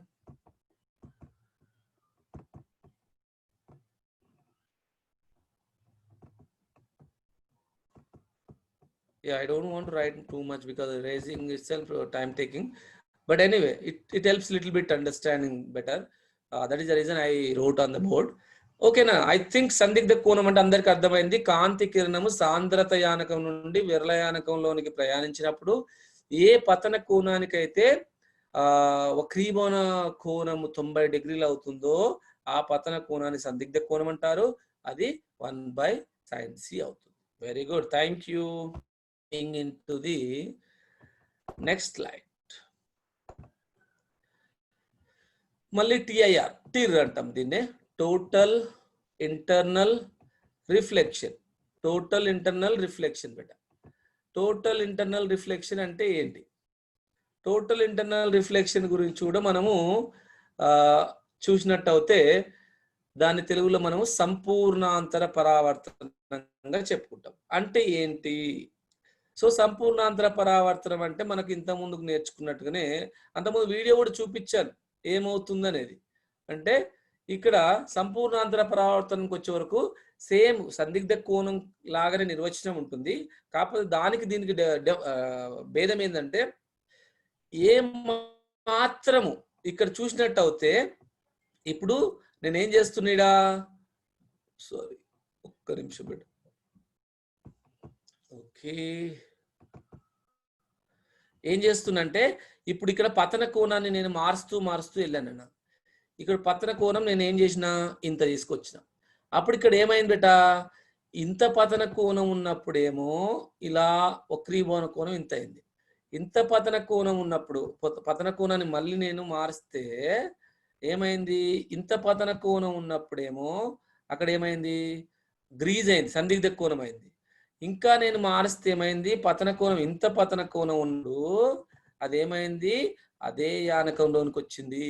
ఏమైంది, అదే యానకంలోనికి వచ్చింది. అంటే ఏ మాత్రం పతన కోణాన్ని సందిగ్ధ కోణం కంటే తగ్గించామో, సి కన్నా తగ్గిస్తే ఐ అనేది సి కన్నా తక్కువగా అయితే, సందిగ్ధ కోణం కంటే ఏమాత్రం తగ్గినా అప్పుడు ఏమవుతుంది, కాంతి కిరణము అదే యానకంలోనికి వస్తుంది. దీన్ని ఏమంటారు మనము, సంపూర్ణాంతర పరావర్తనము. నిర్వచనం మళ్ళీ నానా, కాంతి కిరణము సాంద్రత యానకం నుండి విరళ యానకంలోనికి ప్రయాణించినప్పుడు పతన కోణము సందిగ్ధ కోణం కంటే ఎక్కువైనప్పుడు, సందిగ్ధ కోణం కంటే ఎక్కువైనప్పుడు వక్రీభవన కిరణము అదే యానకంలోనికి పరావర్తనము చెందుతుంది. అదే యానకంలోనికి, ఏ యానకం నుంచి అయితే పతన కిరణం పోయిందో అదే యానకంలోనికి వస్తుంది. కాబట్టి టోటల్ ఇంటర్నల్ రిఫ్లెక్షన్. టోటల్ అంటే ఎందుకు వస్తుంది, మొత్తం. టోటల్ ఇంటర్నల్ అంటే అదే యానకం, రిఫ్లెక్షన్ అంటే పరావర్తనం. సంపూర్ణాంతర అంటే సంపూర్ణంగా పరావర్తనం చెందుతుంది అన్నట్టు. ఇది కంప్లీట్ గా పరావర్తనం చెందడాన్ని మనం సంపూర్ణాంతర పరావర్తనము, టోటల్ ఇంటర్నల్ రిఫ్లెక్షన్ బెట. సో ఇంతకన్నా నాకు తెలిసి మీకు అర్థం అయి ఉండాలి, 100% అర్థమవుతుంది బేట. ఈ డయాగ్రామ్ చూస్తే పతన కిరణాన్ని మనము తగ్గించుకుంటా పోతే ఎప్పుడైతే పతన కోణము సందిగ్ధ కోణం కంటే తక్కువ అవుతుందో అప్పుడు కాంతి కిరణము అదే యానకంలోనికి పరావర్తనం చెందుతుంది. దాన్నే మనం ఏమంటున్నాము, సంపూర్ణాంతర పరావర్తనము అంటున్నాము. ఓకే, ఇంకా మీకు చెప్పాలంటే ఇక అదే ఇక్కడ డయాగ్రామ్ అర్థమైపోయి ఉండాలి మీకు. టిఐఆర్ టోటల్ ఇంటర్నల్ రిఫ్లెక్షన్ బెట. Okay, so let me move towards next. Very అనువర్తనాలు, గ్రేట్ టు. అసలు I'm very excited to begin this. So సంపూర్ణాంతర పరావర్తన అనువర్తనాలు ఎందుకు నేర్చుకోవాలి? సంపూర్ణాంతర పరావర్తన ఇంపార్టెంట్ బెట. సో మన సంపూర్ణాంతర పరావర్తనం అనే concept, total internal reflection, it's a very important concept. ఎందుకంటే నిజ జీవితంలో మనం చాలా చూస్తుంటాం దాన్ని అనువర్తనాలు.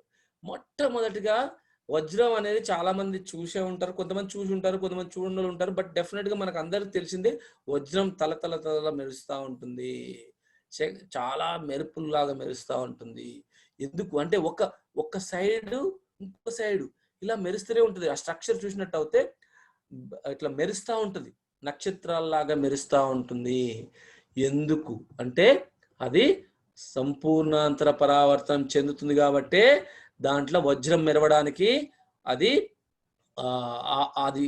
అది జరుగుతుంది కాబట్టి వజ్రము మెరుస్తుంది. సంపూర్ణ ఎండమావులు ఎండమావులు మనకు అందరికి ఎండాకాలంలో కనిపిస్తాయి సార్. నీడ చలికాలంలో ఎందుకు కనిపించవు, వర్షాకాలంలో ఎందుకు కనిపించవు సార్?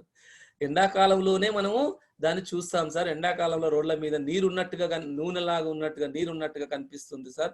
అది అనేది మనం నేర్చుకోబోతాం. ఎండాకాలంలో మనకు రోడ్ల పైన కొద్ది దూరం చూసినట్టు అయితే నీరు ఉన్నట్టు కనిపిస్తుంది. అదేంటో కూడా మనము నేర్చుకోబోతాం. అలాగే దృశ్యతంతువులు అంటే ఆప్టికల్ ఫైబర్స్. ఇప్పుడు కేబుల్స్ ఉన్నాయి. మనము కేబుల్ కనెక్షన్స్, మీరు వైఫై తీసుకున్నా, అదే ఇంటర్నెట్ కనెక్షన్ తీసుకున్నా, లేకపోతే టీవీ కనెక్షన్ కేబుల్స్ కానీ, ఇవన్నీ కూడా కేబుల్లో ఒకటి జరుగుతూ ఉంది. దాన్ని దృశ్యతంతువులు అంటారు బేట. ఆ కేబుల్లో ఏముంటుంది, అందులో ఏం జరుగుతుంది, ఎందుకు కేబుల్స్ ను వాడతాం? కేబుల్లో ఎన్ని లేయర్స్ ఉంటాయి? 3 లేయర్స్ ఉంటాయి. కోరు, క్లాడింగ్, పైన షీట్. అందులో ఏంటంటే మనం ఏదైతే ఇన్ఫర్మేషన్ పంపిస్తున్నామో, నేను ఇక్కడ టీవీ ఛానల్ నేను మాట్లాడుతున్నది మీకు వినిపిస్తుంది అంటే నేను కేబుల్ గురించి మాట్లాడుతున్నా, ఇక్కడ ఇంటర్నెట్ కానీ, బట్ కేబుల్ గురించి మాట్లాడినట్లయితే కేబుల్లో ఏమవుతుందంటే వాళ్ళు ఏవైతే ప్రసారం చేయాలనుకుంటున్నారో, ఒకప్పుడు మనం ఫోన్ కనెక్షన్స్ కూడా వైర్స్ కేబుల్స్తో ఉండే, ఆ సమాచారం 100%గా రెండో వ్యక్తికి చేరుతుంది.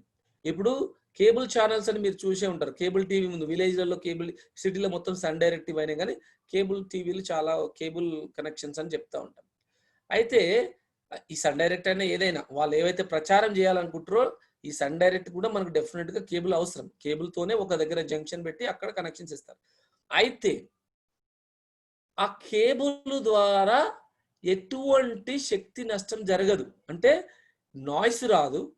ఇంతకుముందు టీవీలు చూసే వాళ్ళైనా మీరు లేనా, మేబీ మేము చిన్న ఉన్నప్పుడు, ఆల్మోస్ట్ లైక్ 30 years బ్యాక్ వర్షం వచ్చినా ఇంకేది వచ్చినా టీవీలు షేక్ అయ్యేది, సిగ్నల్స్ రాకపోయేది, ఇవన్నీ జరిగేది. ఇప్పుడు రావట్లేదు.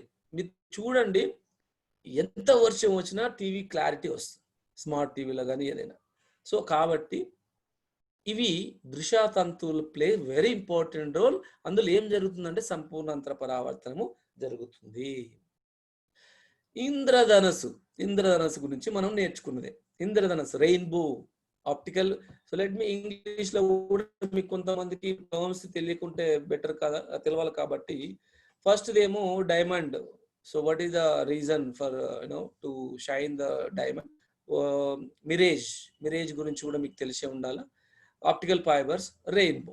ఇవి మెయిన్ గా 4 పాయింట్స్ గురించి మనం నెక్స్ట్ డిస్కస్ చేయబోతున్నాం. ఇక్కడ కనిపిస్తుంది ఏంటంటే దృశ్యతంతువులు, optical fibre. So optical fibre గురించి మీరు చెప్పాలనుకుంటే let me briefly explain. Okay, so ఏంటి ఇక్కడ అంటే మీకు చూపిస్తే ఇది ఆప్టికల్ ఫైబర్ స్ట్రక్చర్ బెట. అంటే దృశ్యతంతువులో ఏమేమి ఉంటాయి అనేది ఇక్కడ మీకు వీడియో ద్వారా, అనిమేషన్ అంటాం దీన్ని, అనిమేషన్ ద్వారా చూపించాలనుకున్నాను. అనిమేషన్ చూపించినట్టు అయితే ఇది ఒక షీట్ అన్న, అంటే ఇది పైన ఉన్నటువంటి షీట్, దీన్ని షీట్ అంటారు, పైన కవర్. ఇది షీట్, ప్రొటెక్టివ్ షీట్ అంటే రక్షక కవచము. నెక్స్ట్ వెళ్తే మనకు I don't want that colour, maybe this colour. Yeah, ఇక్కడ ఇంకొక గ్రీన్ లో ఉంది కాబట్టి గ్రీన్ కలర్. సో ఆ గ్రీన్ కలర్ ని మనం ఏమంటామంటే క్లాడింగ్ అంటారు బేట. క్లాడింగ్ అంటే ఒక పదం గుర్తుంచుకోండి, క్లాడింగ్. ఇంకా ఒకటి మనకు దాని లోపల ఉంటుంది బేట, దాని లోపల ఒకటి ఉంటుంది. సో అది మనకు ఈ లోపల వైట్ కనిపించేది ఏంటంటే అది కోర్, రీజన్ బెట. అది కోర్, ఇది కోర్, ఇది క్లాడింగ్.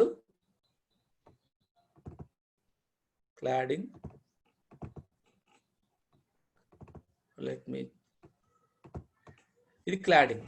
సో కోర్ ఇక్కడ రాసాం. కోర్ లో ఇది యాక్చువల్ మీకు ఇక్కడ చూపించలేదు మొత్తం, ఇది కోర్ అని చూపించారు. లోపల వైట్ ఇది కోరు, క్లాడింగ్, ఇది షీట్. 3 ఉంటాయి. సో మరి ఇందులో ఎట్లా జరుగుతుంది సార్ సంపూర్ణాంతర పరావర్తనం అనేది క్వశ్చన్ మీకు అందరికి. ఇందులో సంపూర్ణాంతర పరావర్తనము ఎట్లా జరుగుతున్నదే చాలా మందికి డౌట్. అయితే ఇక్కడ మనకి ఏమైతుంది బెట అంటే ఇక్కడ మనకు రే ఇట్లా వస్తుంది బెట. అంటే కాంతి కిరణము ఏమైతుంది ఇక్కడ నుంచి వెళ్తుంది, కాంతి కిరణం ఎక్కడికి వెళ్తుంది, ఆ విధంగా మనకు కాంతి కిరణము ఇక్కడికి వెళ్ళి వస్తుంది. ఇక్కడికి వెళ్ళి వచ్చినప్పుడు ఏమవుతుంది, ఇది పోయి కోర్లో పడుతుంది, కోర్ దగ్గరికి వెళ్ళిపోతుంది. కోర్ దగ్గరికి వెళ్ళినప్పుడే అయితే క్లాడింగ్ వక్రీభవన గుణకం కంటే కోర్కి మనకు ఎక్కువ ఉంటుంది. అంటే కోర్లో సాంద్రత యానకం బెట. కోర్ అనేది ఏంటి ఇప్పుడు ఇక్కడ మనకు డెన్సర్ మీడియం. కోర్ అనేది ఏంటి డెన్సర్ మీడియం బిట. అర్థం చేసుకోవాలన్నా వెరీ ఇంట్రెస్టింగ్. అంటే మనకు గుడ్డిగా అర్థం చేసుకుంటుంది, డజంట్ మేక్ సెన్స్. అంటే మనకు క్లారిటీ రావాలా. ఇక్కడ మనకి ఏంటంటే కోర్ అంటే ఇప్పుడు షీట్ ఇలా ఉంటుంది బిట.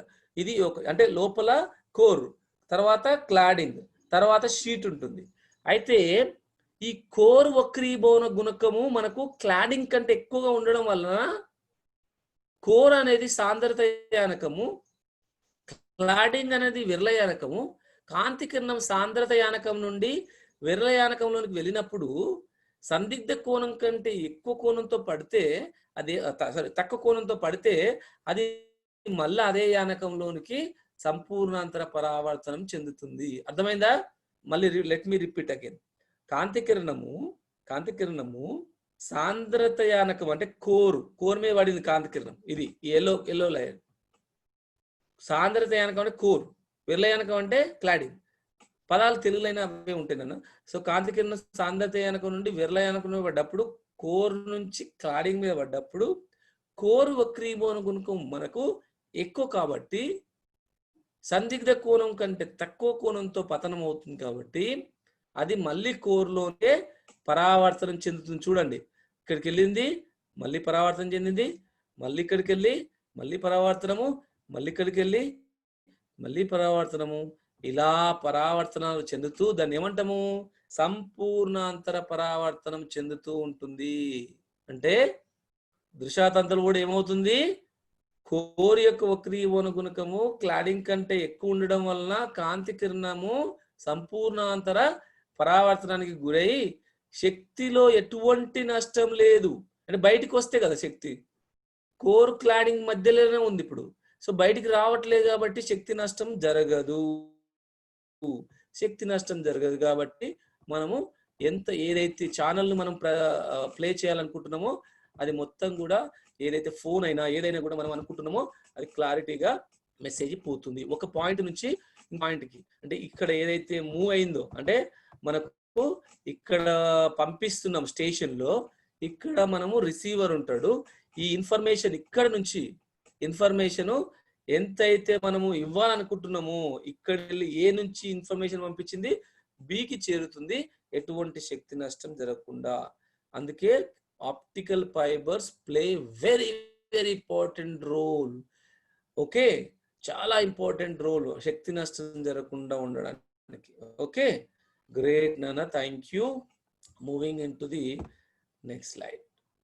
ఒక్కసారి ప్లే చూడండి వీడియో. అంటే ఏమవుతుందో చూసినట్టయితే మీకు కొంచెం క్లారిటీ వస్తుందని మళ్ళీ నేను పెట్టాను.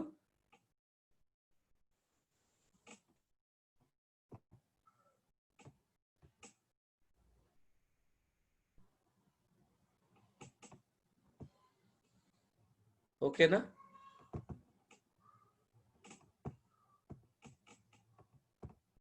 ప్లే అవుతుందా బేటా? ఇక్కడికి ఇలా వచ్చి ఇలా వెళ్ళిపోతుంది. ఓకే, సో అర్థమైంది అనుకుంటాను. ఇట్లా వచ్చి ఇట్లా వెళ్ళిపోతుంది. సంపూర్ణ పరావర్తనం అంటారు బిడ్డ. ఏం అడుగుతాడు, సంపూర్ణాంతర దృశ్యాతంత్రంలో ఏ సూత్రం ద్వారా పనిచేస్తుంది కాంతికి అంటే సిగ్నల్ అంటే సంపూర్ణాంతర పరావర్తనం అని మీరు గుర్తించాలి. టోటల్ ఇంటర్నల్ రిఫ్లెక్షన్ మీకు వీడియోలో కనిపిస్తూనే ఉంది కదా. So moving to the next slide బిడ్డ. ద గ్రేట్ మనం అనుకున్నది మళ్ళీ ఇక్కడ ఏదైతే మనము అంటే సంపూర్ణాంతర పరావర్తనంలో ఉన్నటువంటి అనువర్తనం, ఇంకొక అనువర్తనం ఏం చెప్పుకున్నాము, వజ్రము మెరవడానికి రీజన్ చెప్పమని చెప్పాము. వజ్రం మెరవడానికి రీజన్ ఏంటి? సో మీకు ఇక్కడ పెట్టాను కొన్ని ఒక అనిమేషన్స్ పెట్టాను. Left side right side, left side లో ఏమవుతుంది, రైట్ సైడ్ ఏమవుతుందో చూసినట్టు అయితే ఇప్పుడు మనకు ఒకటి ఏంటంటే ఒకే ఆకారంలో ఉన్నటువంటి ఒక గాజు తీసుకోండి, వజ్రం తీసుకోండి. ఏది ఎక్కువ మెరుస్తుంది? వజ్రం ఎక్కువ మెరుస్తుంది, గాజు ముక్క మెరవదు. ఎందుకు మెరవట్లేదు అనేదే సంపూర్ణాంతర పరావర్తనం చెందుతుంది. ఒకే ఆకారంలో ఉన్నటువంటి రెండు ముక్కలు, ఒకటేమో గాజు ముక్క, ఇంకోటి వజ్రం తీసుకుంటే ఏమవుతుంది బేట? వజ్రం మెరుస్తుంది, గాజు ముక్క మెరవదు. ఎందుకు అంటాడు? సంపూర్ణాంతర పరావర్తనము. అయితే ఇక్కడ ఏమవుతుందో మీరు కొంచెం చూసినట్లయితే కొంచెం విల్ ట్రై టు అండర్స్టాండ్ ఏమవుతుంది అనేది.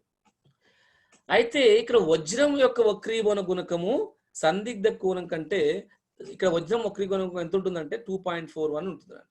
సందిగ్ధ కోణం తక్కువగా ఉంటుంది. మిగతా వజ్రంలో సందిగ్ధ కోణం చాలా తక్కువగా ఉంటుంది కాబట్టి మనకు తెలుసు కదా, సందిగ్ధ కోణం కంటే తక్కువగా ఉంటే మనకు ఎక్కువ సంపూర్ణాంతర పరావర్తనం చెందుతుంది. సందిగ్ధ కోణం ఎంత తక్కువగా ఉంటే అది ఎక్కువ సంపూర్ణాంతర పరావర్తనము చెందుతుంది. ఇక్కడ చూసినట్టు అయితే ఏమవుతుందో మీకు అర్థం కావాలి. అంటే కాంతి కిరణం ఇక్కడ నుంచి ఇక్కడ పడ్డప్పుడు, ఇక్కడ నుంచి ఇక్కడ పడ్డప్పుడు ఏమవుతుంది? తలం చేంజ్ అవుతుంది బెట. డిఫరెంట్ లేయర్స్ ఉంటాయి వజ్రంలో, డైమండ్లో. కాబట్టి సాంద్రత యానకంలో నుండి విరళ యానకంలో ప్రయాణించినప్పుడు అదేమవుతుందంటే ఇక్కడ మళ్ళీ అదే యానకంలోకి వచ్చినప్పుడు మెరుపు వస్తుంది, ఇక్కడ షైనింగ్ వస్తుంది. అంటే టక్కున ఎడ్జ్ వస్తుంది, మనకు ఎడ్జ్ వస్తుంది. కాబట్టి అప్పుడు ఏమవుతుందంటే అది మనకు ఎడ్జ్ వస్తుంది. ఆ ఎడ్జ్ రావడం వల్లనే మనకు ఇక్కడ ఇమ్మీడియట్ గా అదే యానకంలోనికి ఇక్కడ మీకు రైట్ సైడ్ చూస్తే కనిపిస్తా ఉంది. అంటే ఇది చాలా బ్లరీగా ఉంది, బట్ ఇక్కడ మీకు ఎట్లా మెరుస్తుంది అనేది చూడండి, ఎంత గ్రేట్ చూడండి. సంపూర్ణ, I mean total internal reflection play this much role, really great, right?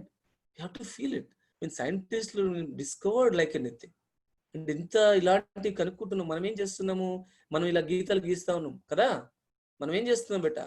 మనం వాళ్ళు కనుక్కున్నది బోర్డుల మీద ఇట్లా డ్రా చేయడము, టైం పాస్ ఎలా చేయడము, చదవ, ఇలాంటి పనులు చేయకూడదని చెప్తూనే ఉన్నాను, మీరు చేస్తూనే ఉన్నారు. ఎప్పుడు కూడా మనం ఒకటే గుర్తుంచుకోండి, మనము కష్టపడకుండా కానీ పక్కని చెడగొట్టద్దు. That is what you have to remember. మీరు మీ వల్ల 150 మంది డిస్టర్బెన్స్ అవుతున్నారు అనేది మీరు గుర్తుంచుకుంటే ఇలాంటి పనులు చేయరు. సో సైంటిస్టులు వాళ్ళు నిద్ర లేకుండా ఎన్నో కష్టాలు పడితే వాళ్ళు they have discovered this, discovered so many things. మీరేం కనుక్కోబోతున్నారు అనేది ఆలోచించండి ఈ రోజు నుంచి. What you are going to, good ideas. ప్రతి ఒక్కరిలో ఒక స్కిల్ ఉంటుంది బెటర్. నాకు తెలియదు సార్, నేను మీరు చెప్పిందే చదువుకుంటాను, అలాంటివి కాదు. లాట్ ఆఫ్ ఐడియాస్ ఉంటాయి, ప్రతి ఒక్కరిలో ఐడియాస్ ఉంటాయి. ఒక వెబ్సైట్ కనుక్కోండి, ఒక ఓన్ గేమ్. మీరు అందరు గేమ్స్ ఆడుతూ ఉంటారు ఫోన్లో, డోంట్ ప్లే గేమ్స్. మీరు ఎవరో కనుక్కున్న గేమ్స్ తయారు చేయడం ఆడడం కాదు. You should create a game. Tough కాదు బెటా, టఫ్ కానే కాదు. మా ఇంట్లో మా బాబు 9th క్లాస్, అతను ఎన్నో గేమ్స్ తయారు చేశాడు, సి లాంగ్వేజ్ నేర్చుకున్నాడు.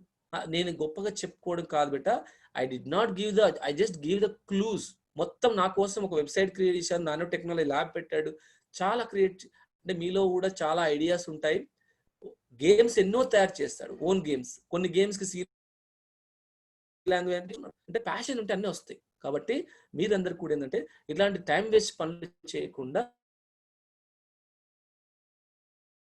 యూ హ్యావ్ టు, అంటే మీరు నేను చెప్తుంటే board I don't like it. So మనము ఎవరో చెప్తున్నది పార్ట్ చేయడం కాదు, వాట్ యు ఆర్ డూయింగ్ అనేది great. Okay, do best, be positive and don't do any bad things. Okay, thank you. So ఇప్పుడు మనకు అర్థమైంది వజ్రం వక్రీభవన గుణకం ఎంత అని కూడా అడుగుతాడు మన క్వశ్చన్. 2.41 అని. దానికి సందిగ్ధ కోణం ఎక్కువ ఉంటుందా తక్కువ ఉంటుంది? తక్కువ ఉంటుంది. దాంట్లో ఏం జరుగుతుంది అంటాడు, సంపూర్ణాంతర పరావర్తనం. ఇలాంటి క్వశ్చన్లు వస్తాయి. ఓకేనా, థ్యాంక్ యూ.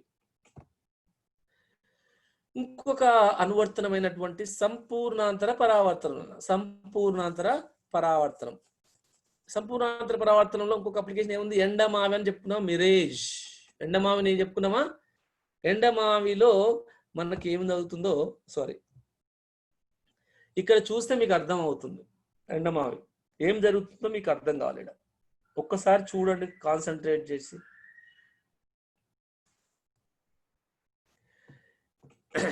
ఏమవుతుంది ఇక్కడ నాన్న, మనకు ఏమైతుందో చూడండి. సూర్యకిరణం వచ్చింది, ఇక్కడికి వెళ్ళి ఇక్కడికి వచ్చింది, ఇట్లా వచ్చింది, తర్వాత ఏమవుతుంది మరి ఇటు పోయింది. అంటే యాక్చువల్గా ఏంది, ఇక్కడ నీరు ఉన్నట్టు కనిపిస్తూ ఉంటుంది. ఇప్పుడు నీరున్నట్టుగా కనిపిస్తూ ఉంటుంది. ఎట్లా కనిపిస్తా, ఇది మిథ్యా ప్రతిబింబం 100% కరెక్ట్, ఇది నిజం కాదు కూడా. ఎట్లా సార్ నిజం కాదా? నిజం కాదు, 100% ఇట్స్ నాట్ ఎ ట్రూత్. ఏమవుతుంది అంటే ఇక్కడ సంపూర్ణాంతర పరావర్తనం జరుగుతుంది. ఇక్కడ ఉన్న కాంతి మనకు ఇలా వస్తుంది, వచ్చినప్పుడు ఇది భూమి. భూమి దగ్గర ఏమవుతుంది, జనరల్గా మనకు భూమికి దగ్గరలో ఉన్న పొరలకు ఏమి ఎక్కువ ఉంటుంది, ఉష్ణోగ్రత ఎక్కువ ఉంటుంది. ఎందుకు ఎక్కువ ఉంటుంది, పరావర్తనం చెందుతుంది. ఎక్కడ పరావర్తనం చెందుతుంది, భూమి మీద. సూర్యరశ్మి సన్ రేస్ భూమి పై పొరల కంటే కూడా భూమికి దగ్గరగా ఉన్న పొరలలో ఏమి ఎక్కువ ఉంటుంది, టెంపరేచర్ ఎక్కువగా ఉంటుంది. అంటే ఏంటి, సాంద్రత తక్కువగా ఉంటుంది. వేడిగా ఎక్కువ ఉంటే సాంద్రత తక్కువ ఉంటుంది, అంతేనా? వేడి తక్కువగా ఉంటే సాంద్రత ఎక్కువ ఉంటుంది. చల్లగాలికి సాంద్రత వేడి గాలి కంటే ఎక్కువ ఉంటుంది. వేడి గాలి సాంద్రత చల్లని గాలి కంటే సాంద్రత ఏముంటుంది, తక్కువ ఉంటుంది. ఇప్పుడు అర్థం చేసుకోవాలి, ఇక్కడ భూమి దగ్గరగా ఉన్న పొరలలో సాంద్రత తక్కువగా ఉంటుంది, ఉష్ణోగ్రత ఎక్కువగా ఉంటుంది భూమి పై పొరల కంటే కూడా. ఎందుకంటే పరావర్తనం చెంది ఇమ్మీడియట్ గా అక్కడే ఎక్కువగా ఉంటుంది. పరావర్తనం చెందిన వల్ల ఆ కాంతి ఆ ఏరియాలో, భూమికి దగ్గరగా ఉన్న ఏరియాలో మనకు ఏమవుతుంది, ఇది అంటే ఇప్పుడు మీకు అర్థం కావాలా, ఇక్కడ ఏది విరళ యానకం ఏది సాంద్రత యానకం అని చెప్పాలా. భూమికి దగ్గరగా ఉన్న పొరనేమో విరళ యానకము, భూమికి పై పొరలో సాంద్రత యానకం. ఎందుకు సార్, అక్కడ ఉష్ణోగ్రత తక్కువ, సాంద్రత ఎక్కువ. భూమికి దగ్గరగా ఉన్న పొరలకు సాంద్రత తక్కువ, ఉష్ణోగ్రత ఎక్కువ. అంటే కాంతి కిరణము సాంద్రత యానకం నుండి విరళ యానకంలోనికి ఇక్కడికి ప్రవేశించినప్పుడు అదేమైంది, అదే యానకంలోనికి పైకి వస్తుంది. అదే యానకంలోని సందిగ్ధ కోణం కంటే తక్కువ ఉన్నప్పుడు ఏమైంది, సందిగ్ధ కోణంగా తక్కువ కోణంతో ఇది భూమి పైన పతనమైన కాంతి ఏమైంది, అదే యానకంలో పైకి పరావర్తనం చెందడం వలన మనకు మిథ్యా ప్రతిబింబము వస్తుంది. అదే మనకు నీరు ఉన్నట్టుగా కనిపిస్తుంది. చెట్టు కూడా, ఇక్కడ తాటి చెట్టు పెడితే తాటి చెట్టు కూడా అలానే కనిపిస్తుంది, కిందికి వెళ్ళి వచ్చినట్టు కనిపిస్తుంది. ఇక్కడ ఉన్న వ్యక్తికి ఏ విధంగా కనిపిస్తుంది, క్యామెల్కు, ఓహో ఇక్కడ ఏదో మాడు ఇక్కడికి వెళ్ళి చెట్టు ఇక్కడికి వెళ్ళి వస్తున్నట్టుగా ప్రతిబింబం కనిపిస్తుంది, కానీ యాక్చువల్గా కాదు. ఓకే, సో ఎండమావులను ఫోటో తీయగలమా అనే ఆన్సర్కు తీయగలము. ఇప్పుడు మీకు చెప్పాలనుకున్నాను, మనం చలిమంట కాచుకుంటున్నప్పుడు మంట వెనుక భాగాన ఉన్న వస్తువులు స్వల్పంగా ఊగుతున్నట్టు కనిపిస్తాయి. మనం చలిమంట కాచుకున్న, అంటే మన ఊర్లో చలికాలం ఏం చేస్తామంటే మంట పెట్టుకుంటాం కాబట్టి అక్కడ మనం వెనుక భాగంలో ఏమవుతుంది, స్వల్పంగా ఏదో వస్తువులు ఊగినట్టుగా కనిపిస్తూ ఉంటాయి. ఎందుకంటే అది కూడా సంపూర్ణాంతర పరావర్తన. మనం మంట దగ్గర ఉన్నప్పుడు ఏమవుతుంది బేట, మంట దగ్గర ఉన్నప్పుడేమో సాంద్రత తక్కువగా ఉంటుంది, మన వెనుకంగా సాంద్రత ఎక్కువ. అంటే సాంద్రత యానకం నుండి విరళ యానకంలోనికి ప్రయాణిస్తుంది కాబట్టి సంపూర్ణాంతర పరావర్తనం చెందింది కాబట్టి అక్కడ వస్తువులు ఊగినట్టుగా కనిపిస్తాయి బేట. సో ఇక్కడ మళ్ళీ మీకు ఒక అంటే అవసరం కాబట్టి పెట్టాను, ఆల్రెడీ నేను ఎక్స్ప్లెయిన్ చేశాను బేట. ఇక్కడ కూడా మీకు చూపిస్తూనే ఉన్నాను, హార్ట్ టెంపరేచర్ ఏమవుతుంది, కిందికి వచ్చిన కొద్ది పెరుగుతా ఉందని చూపించాను. దాని తర్వాత డెన్సిటీ అంటే సాంద్రత, ఇప్పుడు మనకు ఎక్కువ వేడిగా ఉంటే తక్కువ సాంద్రత ఉంటుందని ఇక్కడ ఆరోస్ కూడా చూపించాను బేట. అయితే ఇక్కడ మళ్ళీ కొన్ని పదాలలో మీకు చెప్పడం జరిగింది. వేసవి కాలంలో రోడ్డు ఉపరితలం దగ్గరగా ఉన్న గాలి వేడిగాను, భూమికి ఎత్తులో ఉన్న గాలి చల్లగా ఉంటుంది. Correct? Is it clear for all? Yes. వేసవి కాలంలో రోడ్డుకు ఉపరితలం దగ్గరగా ఉన్న గాలి వేడిగాను, భూమికి పై ఎత్తుగా ఉన్న చల్లగా ఉంటుంది. అంటే రోడ్డు ఉపరితలం ఉన్న యానకం ఏంటి? విరళ యానకము. పైన ఉన్నది సాంద్రత యానకం. కాంతి కాంతి కాంతి ఏమైంది ఇక్కడ? మళ్ళీ రేజ్ చేస్తున్నా, నాకు ఎంత మనకు మోటివేట్ చేసినా ఇలానే ఉన్నారు పిల్లలు. ఓకే, తెలియక చేస్తురో తెలియక చేయట్లేదో అర్థం కావట్లా, మొత్తం డిస్టర్బెన్స్ చేస్తూ ఉన్నారు. But I feel so bad this. Okay, so కాంతి చల్లని గాలిలో కంటే వేడి గాలిలో ఎక్కువ వేగంతో ప్రయాణిస్తుంది. కాంతి చల్లని గాలిలో కంటే వేడి గాలిలో ఎక్కువ. అంటే ఇప్పుడు ఏంది? భూమికి దగ్గరగా ఉన్నప్పుడు వేగంగా ప్రయాణిస్తుంది. భూమి దగ్గరగా ఉన్న పొరలో కాంతి ఎక్కువ వేగంతో వెళ్తుంది. భూమికి పై ఎత్తులో చల్లగా ఉంటుంది కాబట్టి సాంద్రత ఎక్కువ, కాబట్టి అక్కడ తక్కువ వేగంతో వెళ్తుంది. ఎత్తైన చెట్ల నుంచి వచ్చే కాంతి సాంద్రత యానకం నుండి విరళ యానకంలోకి ప్రయాణిస్తుంది చెప్పాను కదా, అంతేనా? భూమికి పై ఎత్తులో ఏముంటుంది? చల్లగా ఉంటుంది కాబట్టి ఏంటి? సాంద్రత యానకం. సాంద్రత యానకం నుండి విరళ యానకంలోకి ప్రయాణించడం వలన కాంతి వేగంలో మార్పు వచ్చి వక్రీభవనానికి లోనై సంపూర్ణాంతర పరావర్తనం చెందడం వలన చెట్టు యొక్క మిథ్యా ప్రతిబింబం మనకు రోడ్డు పైన నీళ్ళ వలె అట్లా మామూలుగా కనిపిస్తా ఉంటుంది. ఓకేనా? ఇది ఎండమావుల గురించి 4 పాయింట్లు ఎనఫ్. మీరు ఇంటర్మీడియట్ చేసే ఉంటారు, బట్ ఈ పాయింట్స్ మనకు థియరీలో కాన్సెప్ట్ వస్తుంది. ఎంసెట్ లో కొన్ని మనకి ఈ చాప్టర్ లో కూడా కాన్సెప్ట్ కి సంబంధించిన క్వశ్చన్ రావడం జరుగుతుంది. సో ఎండమావుల గురించి మీకు క్లియర్ గా అర్థమైంది అనుకుంటున్నాను. ఎండమావులు రావడానికి మీరు ఏదో మీ పేరెంట్స్ అడిగితే మీరు కనీసం చెప్పడానికి ప్రయత్నించాలి.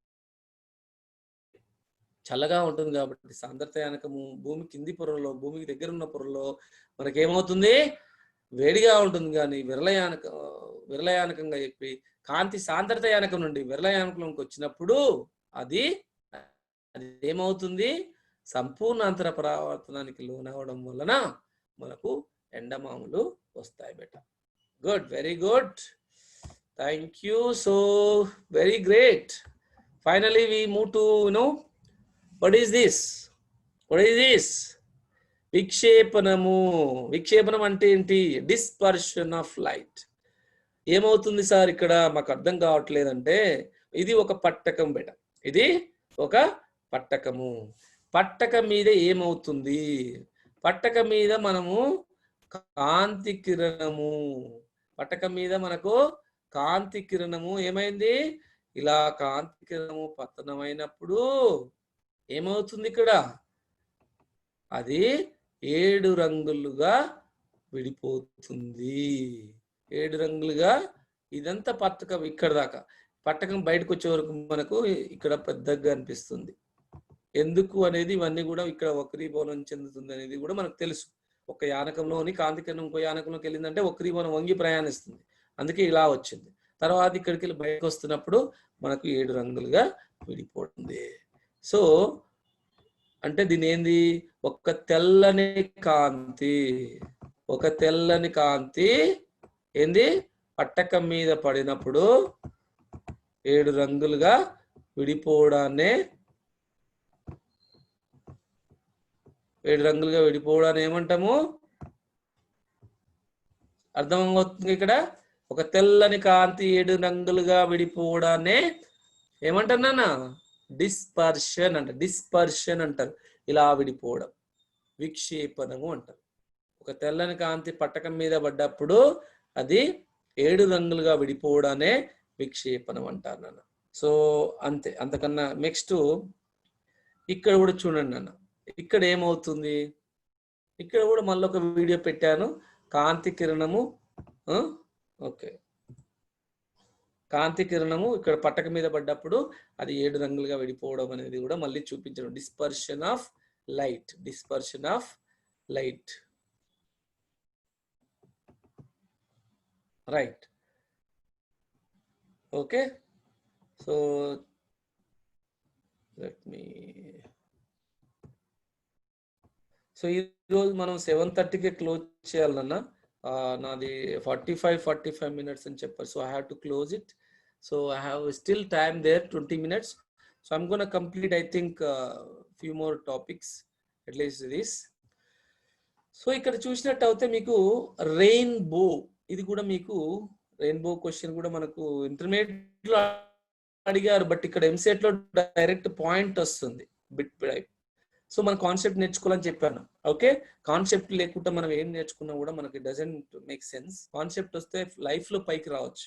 ఒక ఎంట్రన్స్ లో ఫెయిల్ అయిన కొన్నిసార్లు అయినప్పటికీ లైఫ్ లో మాత్రం మీరు సక్సెస్ఫుల్ పర్సన్ గా అవుతారు. ఒక కాన్సెప్ట్ తో నేర్చుకుంటే మీరు కొన్నిసార్లు ఎంట్రన్స్ లో ఏమి చదువుకున్న మంచి పర్సంటేజ్ వస్తాయి. ఐఐటి ర్యాంకులు ఇచ్చిన వాళ్ళు ఉన్నారు జస్ట్ కాన్సెప్ట్ నేర్చుకొని. కాన్సెప్ట్ క్వశ్చన్స్ వస్తాయి, సో డోంట్ వరీ. ఓకేనా?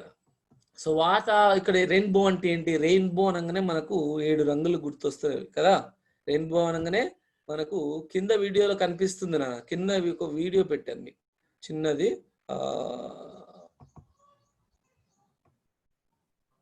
అంటే ఇక్కడ ఎట్లా వస్తుంది, ఇక్కడ పర్సన్ ఉన్నాడు, ఇక్కడ సూర్యరశ్మి, ఇక్కడికి వెళ్ళి ఇక్కడ మనకు ఏం జరుగుతుందో ఈ మీడియాలో ఒక నీటి బిందువు మీద పడ్డప్పుడు అది మళ్ళీ బయటికి వక్రీభవనం చెంది ఇంద్రధనుస్సు వస్తుంది. అంటే ఇంద్రధనుస్సు రావడానికి మనకేంది, సూర్యకాంతి నుంచి కాంతి పోయి ఇక్కడ మీకు కనిపిస్తుంది కదా, ఇక్కడ మనం నీటి బిందువు మీద పడ్డప్పుడు గాలిలో ఉన్న నీటి బిందువు అంటే ముందు కండిషన్ తెలవాలి. ఇంద్రధనుస్సు కూడా ఇక్కడ సెటిల్ కూడా ఏంటంటే ఒకవైపు ఏమో ఏముండాలా, ఒకవైపు ఏముండాలన్న వర్షం కురుస్తుండాలా, మరోవైపు ఏమో సూర్యుడు ఉండాలా. అంటే ఈస్ట్ వెస్ట్. సో వెస్ట్ లో సూర్యుడు ఉంటే ఈస్ట్ లో వర్షం. ఆ విధంగా మనకు ఒకవైపు సూర్యుడు ఉండి మరొక వైపు వర్షం కురుస్తూ ఉండాలి. వాతావరణంలోని నీటి బిందువుల చేత, వాటిలోని నీటి బిందువుల చేత, నీటి బిందువుల చేత వల్ల విక్షేపణం చెందడం వలన మనకు ఇంద్రధనుస్సు వస్తుందని చెప్పారు. Sir can you mute members sir? Yes, sir. Sir can you mute? Done that, sir. Done that. Yeah, I can mute it, but I don't want to. Yeah. Yes, sir. Can I mute it or you want to mute it? I did it, sir. I did it. I'll do it. Need it. Okay, great, sir. Thank you. Okay. So ఇక్కడ ఇంద్రధనుస్సు అనగా rainbow బెట. Rainbow అనేది it's a very interesting topic. So మనకి ఇక్కడ అందరం కూడా ఇంద్రధనుస్సు వచ్చింది చిన్నపిల్లలు అంటారు, మీ బ్రదర్స్ సిస్టర్స్.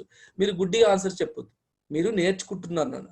ఏమైతుంది అనేది చెప్పాలి పిల్లలకు. ఆ ఏజ్ లో మీరు వాళ్ళకి చెప్పగలిగితే వాళ్ళు పెద్ద సైంటిస్టులు అయ్యే ఆస్కారం ఉంటుంది. అంటే ఆ ఏజ్ లో వాళ్ళకు ఎక్స్ప్లోరింగ్ అనేది రావాలా. వా రియలీ ఇంత నిజంగానా, ఇట్స్ రియలీ గ్రేట్, వా బ్రదర్ సిస్టర్ అలా ఉండాలి నాన్న. సో ఆ విధంగా మనము ముందుకెళ్ళాలి. అయితే దీంట్లో ఏం జరుగుతుంది సార్ అంటే మీకు అందరికి తెలిసినట్టుగా విక్షేపణం జరుగుతుంది. మొదటగా ఏమవుతుంది అంటే ఎప్పుడైతే కాంతి మనకు నీటి బిందువు, వాతావరణంలో ఉన్నటువంటి నీటి బిందువు మీద పడ్డప్పుడు విక్షేపణం అంట. విక్షేపణం అంటే ఇందాక నేర్చుకున్నాం కదా, పట్టక మీద పడ్డప్పుడు అదేమవుతాడు రంగులుగా ఆఫ్ కోర్స్ వక్రీభవనం చెందుతుంది. వక్రీభవనం బెండ్ అవుతూనే ఉంది. కాంతి కిరణము విక్షేపణం చెంది వక్రీభవనం చెంది సంపూర్ణాంతర పరావర్తనానికి లోనవ్వడం వల్ల మాత్రమే ఏమొస్తుంది, మనకు ఇంద్రధనుస్సు వస్తుంది బెట. మీరు ఎవరైనా అడిగితే డెఫినెట్ గా ఏం జరుగుతుంది ఇంద్రధనుస్సులు అంటే డెఫినెట్ గా ఏం చెప్పాలి?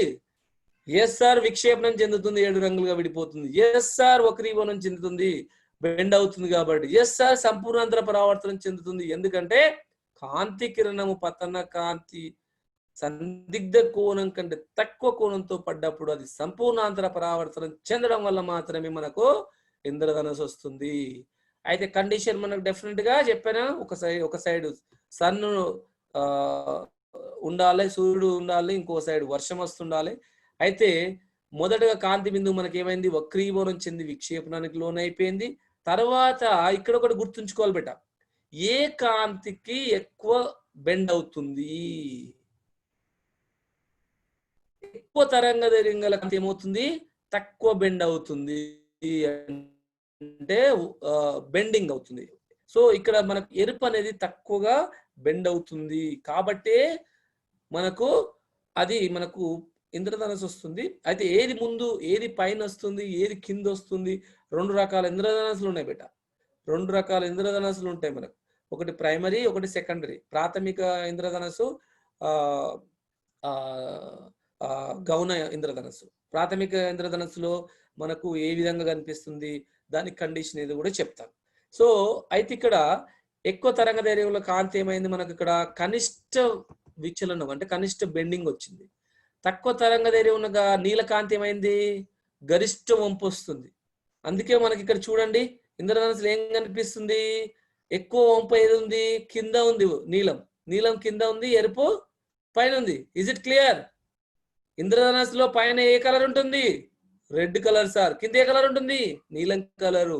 ఎందుకు ఉంటుంది, నీలం కలరు ఎక్కువ మనకు బెండ్ అవుతుంది సార్. ఎరుపు రంగు ఇంతే బెండ్ అవుతే నీలం కలరు ఇట్లా బెండ్ అవుతుంది సార్. అందుకే మనకు ఇంద్రధనుసులో కింద నీలము, పైన రెడ్. సార్ ఇంకొక దాంట్లో మరి పైన వస్తుంది కదా సార్ అంటే అది మనకేంది, గౌణ రెండు సార్లు 2 టైమ్స్ సంపూర్ణాంతర పరావర్తనం చెందితే అది స్విచ్ అయిపోతుంది బెట. నీలం పైకి వెళ్తుంది, ఎరుపు కిందికి వస్తుంది. దాన్నే మనము అది గౌణ ఇంద్రధనస్సు అంటారు. Secondary rainbow. ప్రైమరీ రెయిన్బోలోనేమో మనకు ఏమవుతుందన్న వక్రీభవనము, సంపూర్ణాంతర పరావర్తనము, విక్షేపణము, సంపూర్ణాంతర పరావర్తనము వక్రీభవనం చెందుతుంది. గౌణ ఇంద్రధనస్సులోనేమో ఇది విక్షేపణము వక్రీభవనం కూడా అనొచ్చు. ఎస్, వక్రీభవనం కరెక్టే నాన్న, ఇది వక్రీభవనమే.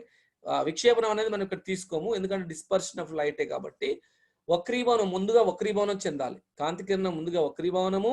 సంపూర్ణాంతర పరావర్తనం అంటే నీటి బిందువు లోపల జరుగుతుందన్న. నీటి బిందువు అనేది ఇక్కడ ఒక యానకం, గాజులాగా. సో నీటి బిందువు లోపల సంపూర్ణాంతర పరావర్తనం చెందుతుంది. మళ్ళీ దాని నుంచి బయటకు వచ్చేటప్పుడు కూడా వక్రీభవనం చెందుతుంది. ఈ 3 జరిగినట్టయితే దాన్ని ప్రాథమిక అంటారు. రెండో దానిలో 2 సంపూర్ణాంతర పరావర్తనాలు 2 సార్లు అవుతున్నాను, ఇక్కడ రాయలేదు నేను. 2 టైమ్స్ సంపూర్ణాంతర పరావర్తనం అవుతుంది, వక్రీభవనం అవుతుంది. 2 సార్లు సంపూర్ణాంతర పరావర్తనము, చివరిగా వక్రీభవనం గురవుతుంది. ఇది గౌణ ఇంద్రధనస్సు. అయితే మనకు ఈ కోణాలు కూడా అడుగుతున్నాను ఎంసెట్ లో. అంటే నీలి కాంతి కిరణము ఎంత బెండ్ అవుతుంది అనేది ఇక్కడ మనకు అర్థం కావాలి. 40 డిగ్రీలు, ఎరుపు రంగేమో 42 డిగ్రీలు. ఈ కోణాలు కూడా మనకు ఇంపార్టెంటే. సో ఈ విధంగా మనకు ఈ ఇంద్రధనస్సులో జరిగేటివి ఏంటివి, ఈ క్రింది వానిలో ఇంద్రధనస్సులో జరుగును అంటాడు. ఏమేమంటాడంటే వక్రీభవనము, విక్షేపణము, సంపూర్ణాంతర పరావర్తనము, ఇంకొకటి వివర్తనం అంటాడు. ఈ క్రింది వాటిలో జరగని ప్రక్రియ అంటే వివర్తనం అని రాస్తాం. ఈ క్రింది వాటిలో నీలకాంతి కిరణము ఎంత కోణంతో బహిర్గతం అవుతుంది, 40. ఎరుపు రంగు ఎంత కోణంతో బహిర్గతం అవుతుంది, 42. గౌణ ఇంద్రధనస్సులో ఎన్నిసార్లు సంపూర్ణాంతర పరావర్తనం గురవుతుంది, 2 సార్లు. ప్రాథమిక ఇంద్రధనస్సులో ఎన్నిసార్లు సంపూర్ణాంతర పరావర్తనం జరుగుతుంది, 1 సారి. ప్రాథమిక ఇంద్రధనస్సులో ఎన్నిసార్లు వక్రీభవనం చెందుతుంది, 2 సార్లు. గౌణ ఇంద్రధనస్సులో ఎన్నిసార్లు వక్రీభవనం, 2 సార్లు. ఇలాంటి క్వశ్చన్లు మీకు వస్తాయి బేట. ఇంటర్మీడియట్లు చదవడం వేరు, ఎంసెట్ రావడము వేరు. క్వశ్చన్స్ మనం చదివేటప్పుడు డిఫరెంట్ గా చదవాలి. సో ఇక్కడ మీకు చూపించాను. సో ఇక్కడ చూసినట్టు అయితే కాంతి కిరణం సూర్యుని నుంచి వచ్చేసి ఇక్కడ ఏమైంది, ఇది నీటి బిందువు బేట. ఇది నీటి బిందువు దగ్గర ఏమైందంటే, ఈ నీటి బిందువు దగ్గర ఏమైంది, ఇక్కడ 7 రంగులుగా విడిపోయింది, బెండ్ అయినట్టు కనిపిస్తుంది కాబట్టి వక్రీభవనం చెందింది. తర్వాత నీటి బిందువులోని ఇంకొక తలం మీద పడుతుంది కాబట్టి, ఇందాక మనం దృశ్యాతాంతులు చూపించాను వీడియో. అక్కడ ఏమైంది, అక్కడ సందిగ్ధ కోణం ఎప్పుడైతే సందిగ్ధ కోణం కంటే తక్కువ అవుతుందో, పతన కోణము సందిగ్ధ కోణం కంటే తక్కువ అవుతుందో, అదే యానకంలోనికి పరావర్తనం చెందుతుంది. అంటే మళ్ళీ అదే యానకంలోనికి వచ్చి తిరిగి బయటికి వస్తుంది. ఇది ప్రాథమిక ఇంద్రధనస్సు. అయితే గౌణ ఇంద్రధనస్సులో మళ్ళొక్కసారి మనకు సంపూర్ణాంతర పరావర్తనం చెంది ఇక్కడికి వస్తుంది. సో ఈ విధంగా మనకు సంపూర్ణ ఇంద్రధనస్సు ఏర్పడడం జరుగుతుంది బేట.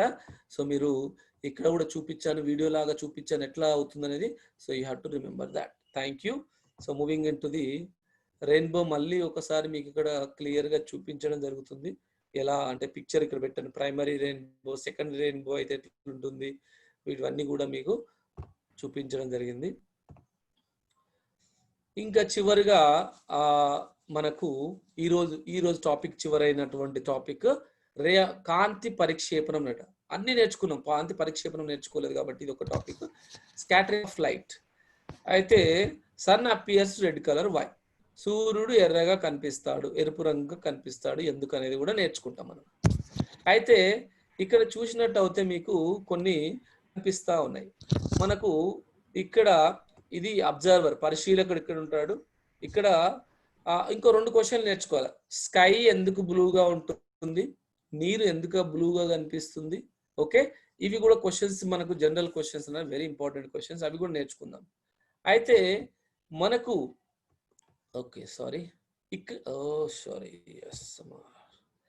ఇక్కడ సన్సెట్ కానీ సన్షైన్ ఆ టైంలో ఉదయము మధ్యాహ్నం ఏమో దగ్గరగా, దూరం తక్కువ ఉంటుంది బేట. మధ్యాహ్నము సన్ నూన్ టైం ఉన్నప్పుడు దగ్గరగా ఉంటుంది. సన్సెట్ కానీ సన్ రైజెస్ ఆ టైంలో మనకి ఏమవుతుందంటే ఎరుపు రంగుగా ఎందుకు కనిపిస్తుందంటే వాతావరణంలో ఎక్కువ దూరం ప్రయాణిస్తాడు. ఉదయము సాయంత్రము సూర్యుడు మనకు ఎక్కువ దూరంలో కనిపిస్తాడు. మధ్యాహ్నం మాత్రము తక్కువ దూరం ఉంటుంది బేట. అయితే ఎప్పుడైతే సూర్యకాంతి దూరం నుంచి అంటే ఆల్మోస్ట్ లైక్ చాలా దూరం నుంచి ప్రయాణిస్తూ వాతావరణంలో ప్రయాణిస్తూ ఉంటాడు. ప్రయాణిస్తున్నప్పుడు ఏమవుతుంది? Yes. No, sir, sorry to disturb. Yes. Actually, several students are not able to continue. They don't have charge in their phone or something. Many students have left because of it. Okay. So, should we wind up? Okay, no problem. Now? Okay. Yeah. We have only 10 minutes, sir. We can. Okay. Yes. Okay. Thank you, sir. Almost over. This is the last topic, sir. Okay. Thank you, sir. Yeah. So. అయితే మనకు దూరంగా ఇప్పుడు కాంతి కిరణాలు ఇక్కడ నుంచి ఇక్కడికి వచ్చే వరకు ఏమవుతాయి అని అంటే జనరల్ గా ఎక్కువ దూరం ప్రయాణిస్తే వాతావరణంలోని కణాలు ఉంటాయి కాబట్టి ధూళి కణాలు, గ్యాసెస్ ఉంటాయి, నైట్రోజన్, కార్బన్ డైఆక్సైడ్, ఆక్సిజన్, ఇవన్నీ మాలిక్యూల్స్ తోని స్కాటర్ అవుతాయి. స్కాటర్ అవ్వడం వలన మనకు నీరు మొత్తం మ్యాప్ లో ఏమవుతుంది, నీలి రంగులో కనిపిస్తాయి. ఎందుకు అనేది కూడా చెప్తాను. అంటే విబ్జిఆర్ లో నీలి రంగుకు పరిక్షేపణం ఎక్కువ అవుతుంది బెట్ట. పరిక్షేపణం అంటే వెదజల్లడము. అంటే నీలి రంగుకు ఎక్కువ పరిక్షేపణం చెందుతుంది. ఎరుపు రంగు కంటే కూడా నీలి రంగు ఎక్కువ పరిక్షేపణం చెందడం వల్ల మనకు నీరు ఆకాశం 2 కూడా నీలి రంగులోనే కనిపిస్తాయి, బ్లూయిష్ కలర్ లో కనిపిస్తాయి. అవునా? సో దానికి మనకు ఇక్కడ చిన్నగా మీకు ఎక్స్పెరిమెంట్ కూడా చూపించాను బేట. సూర్యకాంతి భూ వాతావరణం చేరినప్పుడు అది వాతావరణంలో ఉన్న కణాలతో పరిక్షేపణం గురవుతుంది. దీనిని ఎవరు కనుక్కున్నారంటే మొదటిసారిగా ర్యాలీ అనే శాస్త్రవేత్త కనుక్కున్నాడు బేట. ఇతని ప్రకారం ఏం లేదు, పరిక్షేపణము అనేది తరంగ దైర్ఘ్యం యొక్క 4వ ఘాతానికి అనులోమానుపాతంలో ఉంటుంది. ఈ పాయింట్ ఇంపార్టెంట్. తరంగ దైర్ఘ్యము 4వ ఘాతానికి విలోమానుపాతంలో ఉంటుంది.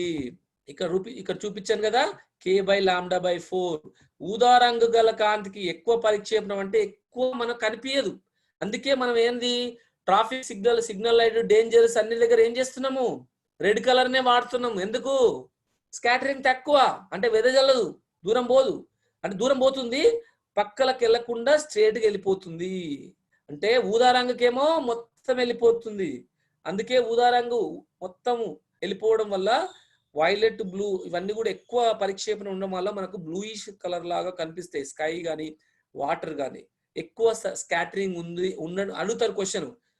ఆకాశము ఎందుకు కనిపిస్తుంది నీలి రంగులోగా, అలాగే నీరు ఎందుకు అలా కనిపిస్తుంది అంటే కాంతి సూర్యుడి నుంచి వచ్చేటువంటి కాంతి మనకు ఊదా రంగు కానీ బ్లూ రంగు కానీ కింది కలర్లకు అన్నిటి కూడా ఎక్కువ పరిక్షేపణ ఉంటుంది. ఎరుపు రంగుకు తక్కువ పరిక్షేపణ ఉంటుంది. కాబట్టి ఎరుపు రంగుని మనము అన్ని చోట్ల వాడతాం బేట. అన్ని చోట్ల అంటే ఇప్పుడు డేంజరస్ సిగ్నల్ అనుకోండి, ట్రాఫిక్ సిగ్నల్ అనుకోండి, చాలా చోట్ల ఇట్లా రాసి పెడతారు రెడ్ కలర్ లో. అవన్నీ కూడా మనకు దూరం నుంచి కనిపించడానికి పరిక్షేపణ తక్కువ. ఈ formula very important. Magnitude of scattering, పరిక్షేపణ పరిమాణము k/λ4. ఎందుకంటే మనకు సూర్యుడు ఎందుకు కనిపిస్తుంది ఎందుకంటే ఇందుకే ఎక్కువ దూరం ప్రయాణించి వాతావరణంలో ఉన్నటువంటి కణాల చేత పరిక్షేపణం చెంది మొత్తం మిగతా కళలన్నీ కూడా పరిక్షేపణ ఎక్కువ అవుతాయి. కాబట్టి ఎరుపు మాత్రమే పరిక్షేపణం చెందకుండా మన దగ్గరికి వస్తుంది కాబట్టి సూర్యుడు మనకు ఎరుపు రంగుగా కనిపిస్తాడు నాన్న. I think I will close today. Thank you so much.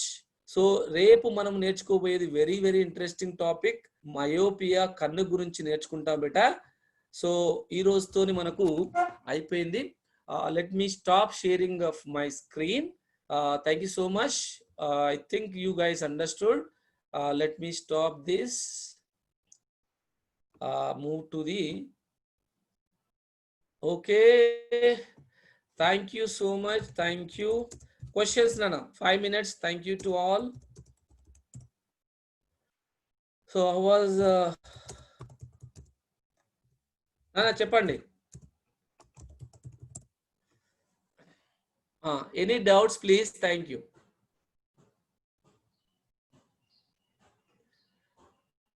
Questions ఉంటే అడగండి అన్న. క్వశ్చన్స్ ఉంటే అడగండి ప్లీజ్. క్వశ్చన్స్ ఏమైనా ఉన్నాయన్నా? ఇప్పుడు పోస్ట్ చేయండి. ఇంత ముందుకు ఐ కెనాట్ సి.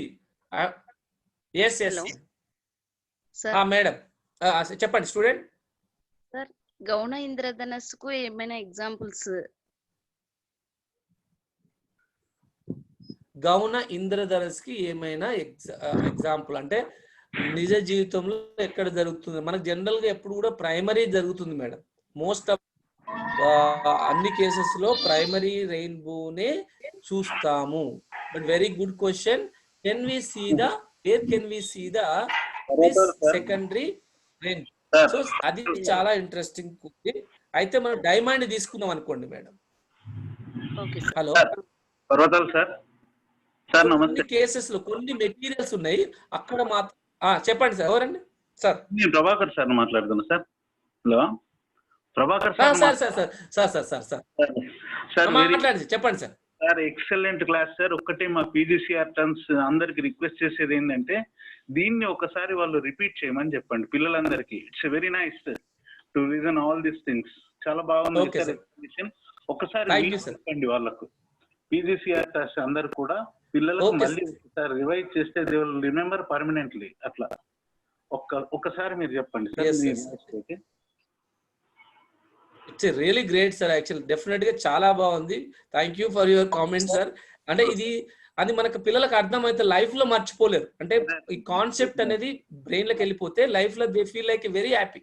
అంటే చాలా వరకు అది మోటివేట్ అవుతుంది. ఫ్యూచర్ లో వాళ్ళు చేయబోయేటువంటి స్టడీస్ అనుకోండి, రీసెర్చ్ అనుకోండి, చాలా యూస్ఫుల్ అవుతుంది. Okay sir. Thank you sir. ఇంకా మనం స్టార్ట్ చేయలేదు, ఇంకా వెళ్ళలేదు. ప్రిజం ఉంది, ఇంకా మీరు క్వశ్చన్లు అడుగుతారు. మైక్రోస్కోపీ అంటే అవి చేయలేదు. ఇంకా మనము నెక్స్ట్ క్లాస్ లో అయిపోతుంది. ఇంకా నెక్స్ట్ క్లాస్ లాస్ట్ అవుతుంది. రేపటితో మనకి చాప్టర్ అయిపోతుంది. కొన్ని ప్రాబ్లమ్స్ మిగిలితే ఇంకా నెక్స్ట్ క్లాస్ లో ఒక హాఫ్ అన్ అవర్ తీసుకుంటాం. క్వశ్చన్స్ రేపు షేర్ చేసుకోండి, రేపు మార్నింగ్ షేర్ చేసుకోండి కొద్దిగా వీలవుతే. ఎందుకంటే క్వశ్చన్స్ షేర్ చేస్తారా సార్? 9:30 క్లోజ్ చేయండి సార్. మీరేం లేదు. అదే sir. Okay right sir. Thank you sir. Okay close చేయనా sir? Okay sir. Okay sir.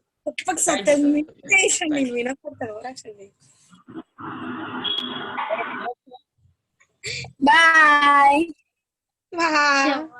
Sir. ఆకలి టిఫిన్ పెట్టి ఎవరు మాట్లాడద్దమ్మా, కొద్దిసేపు మాట్లాడకుండా. బాయ్.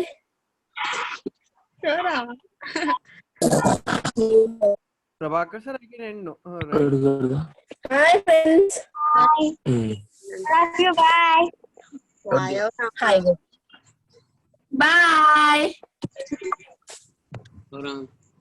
ठीक है. थारे दाल से बैठिए जो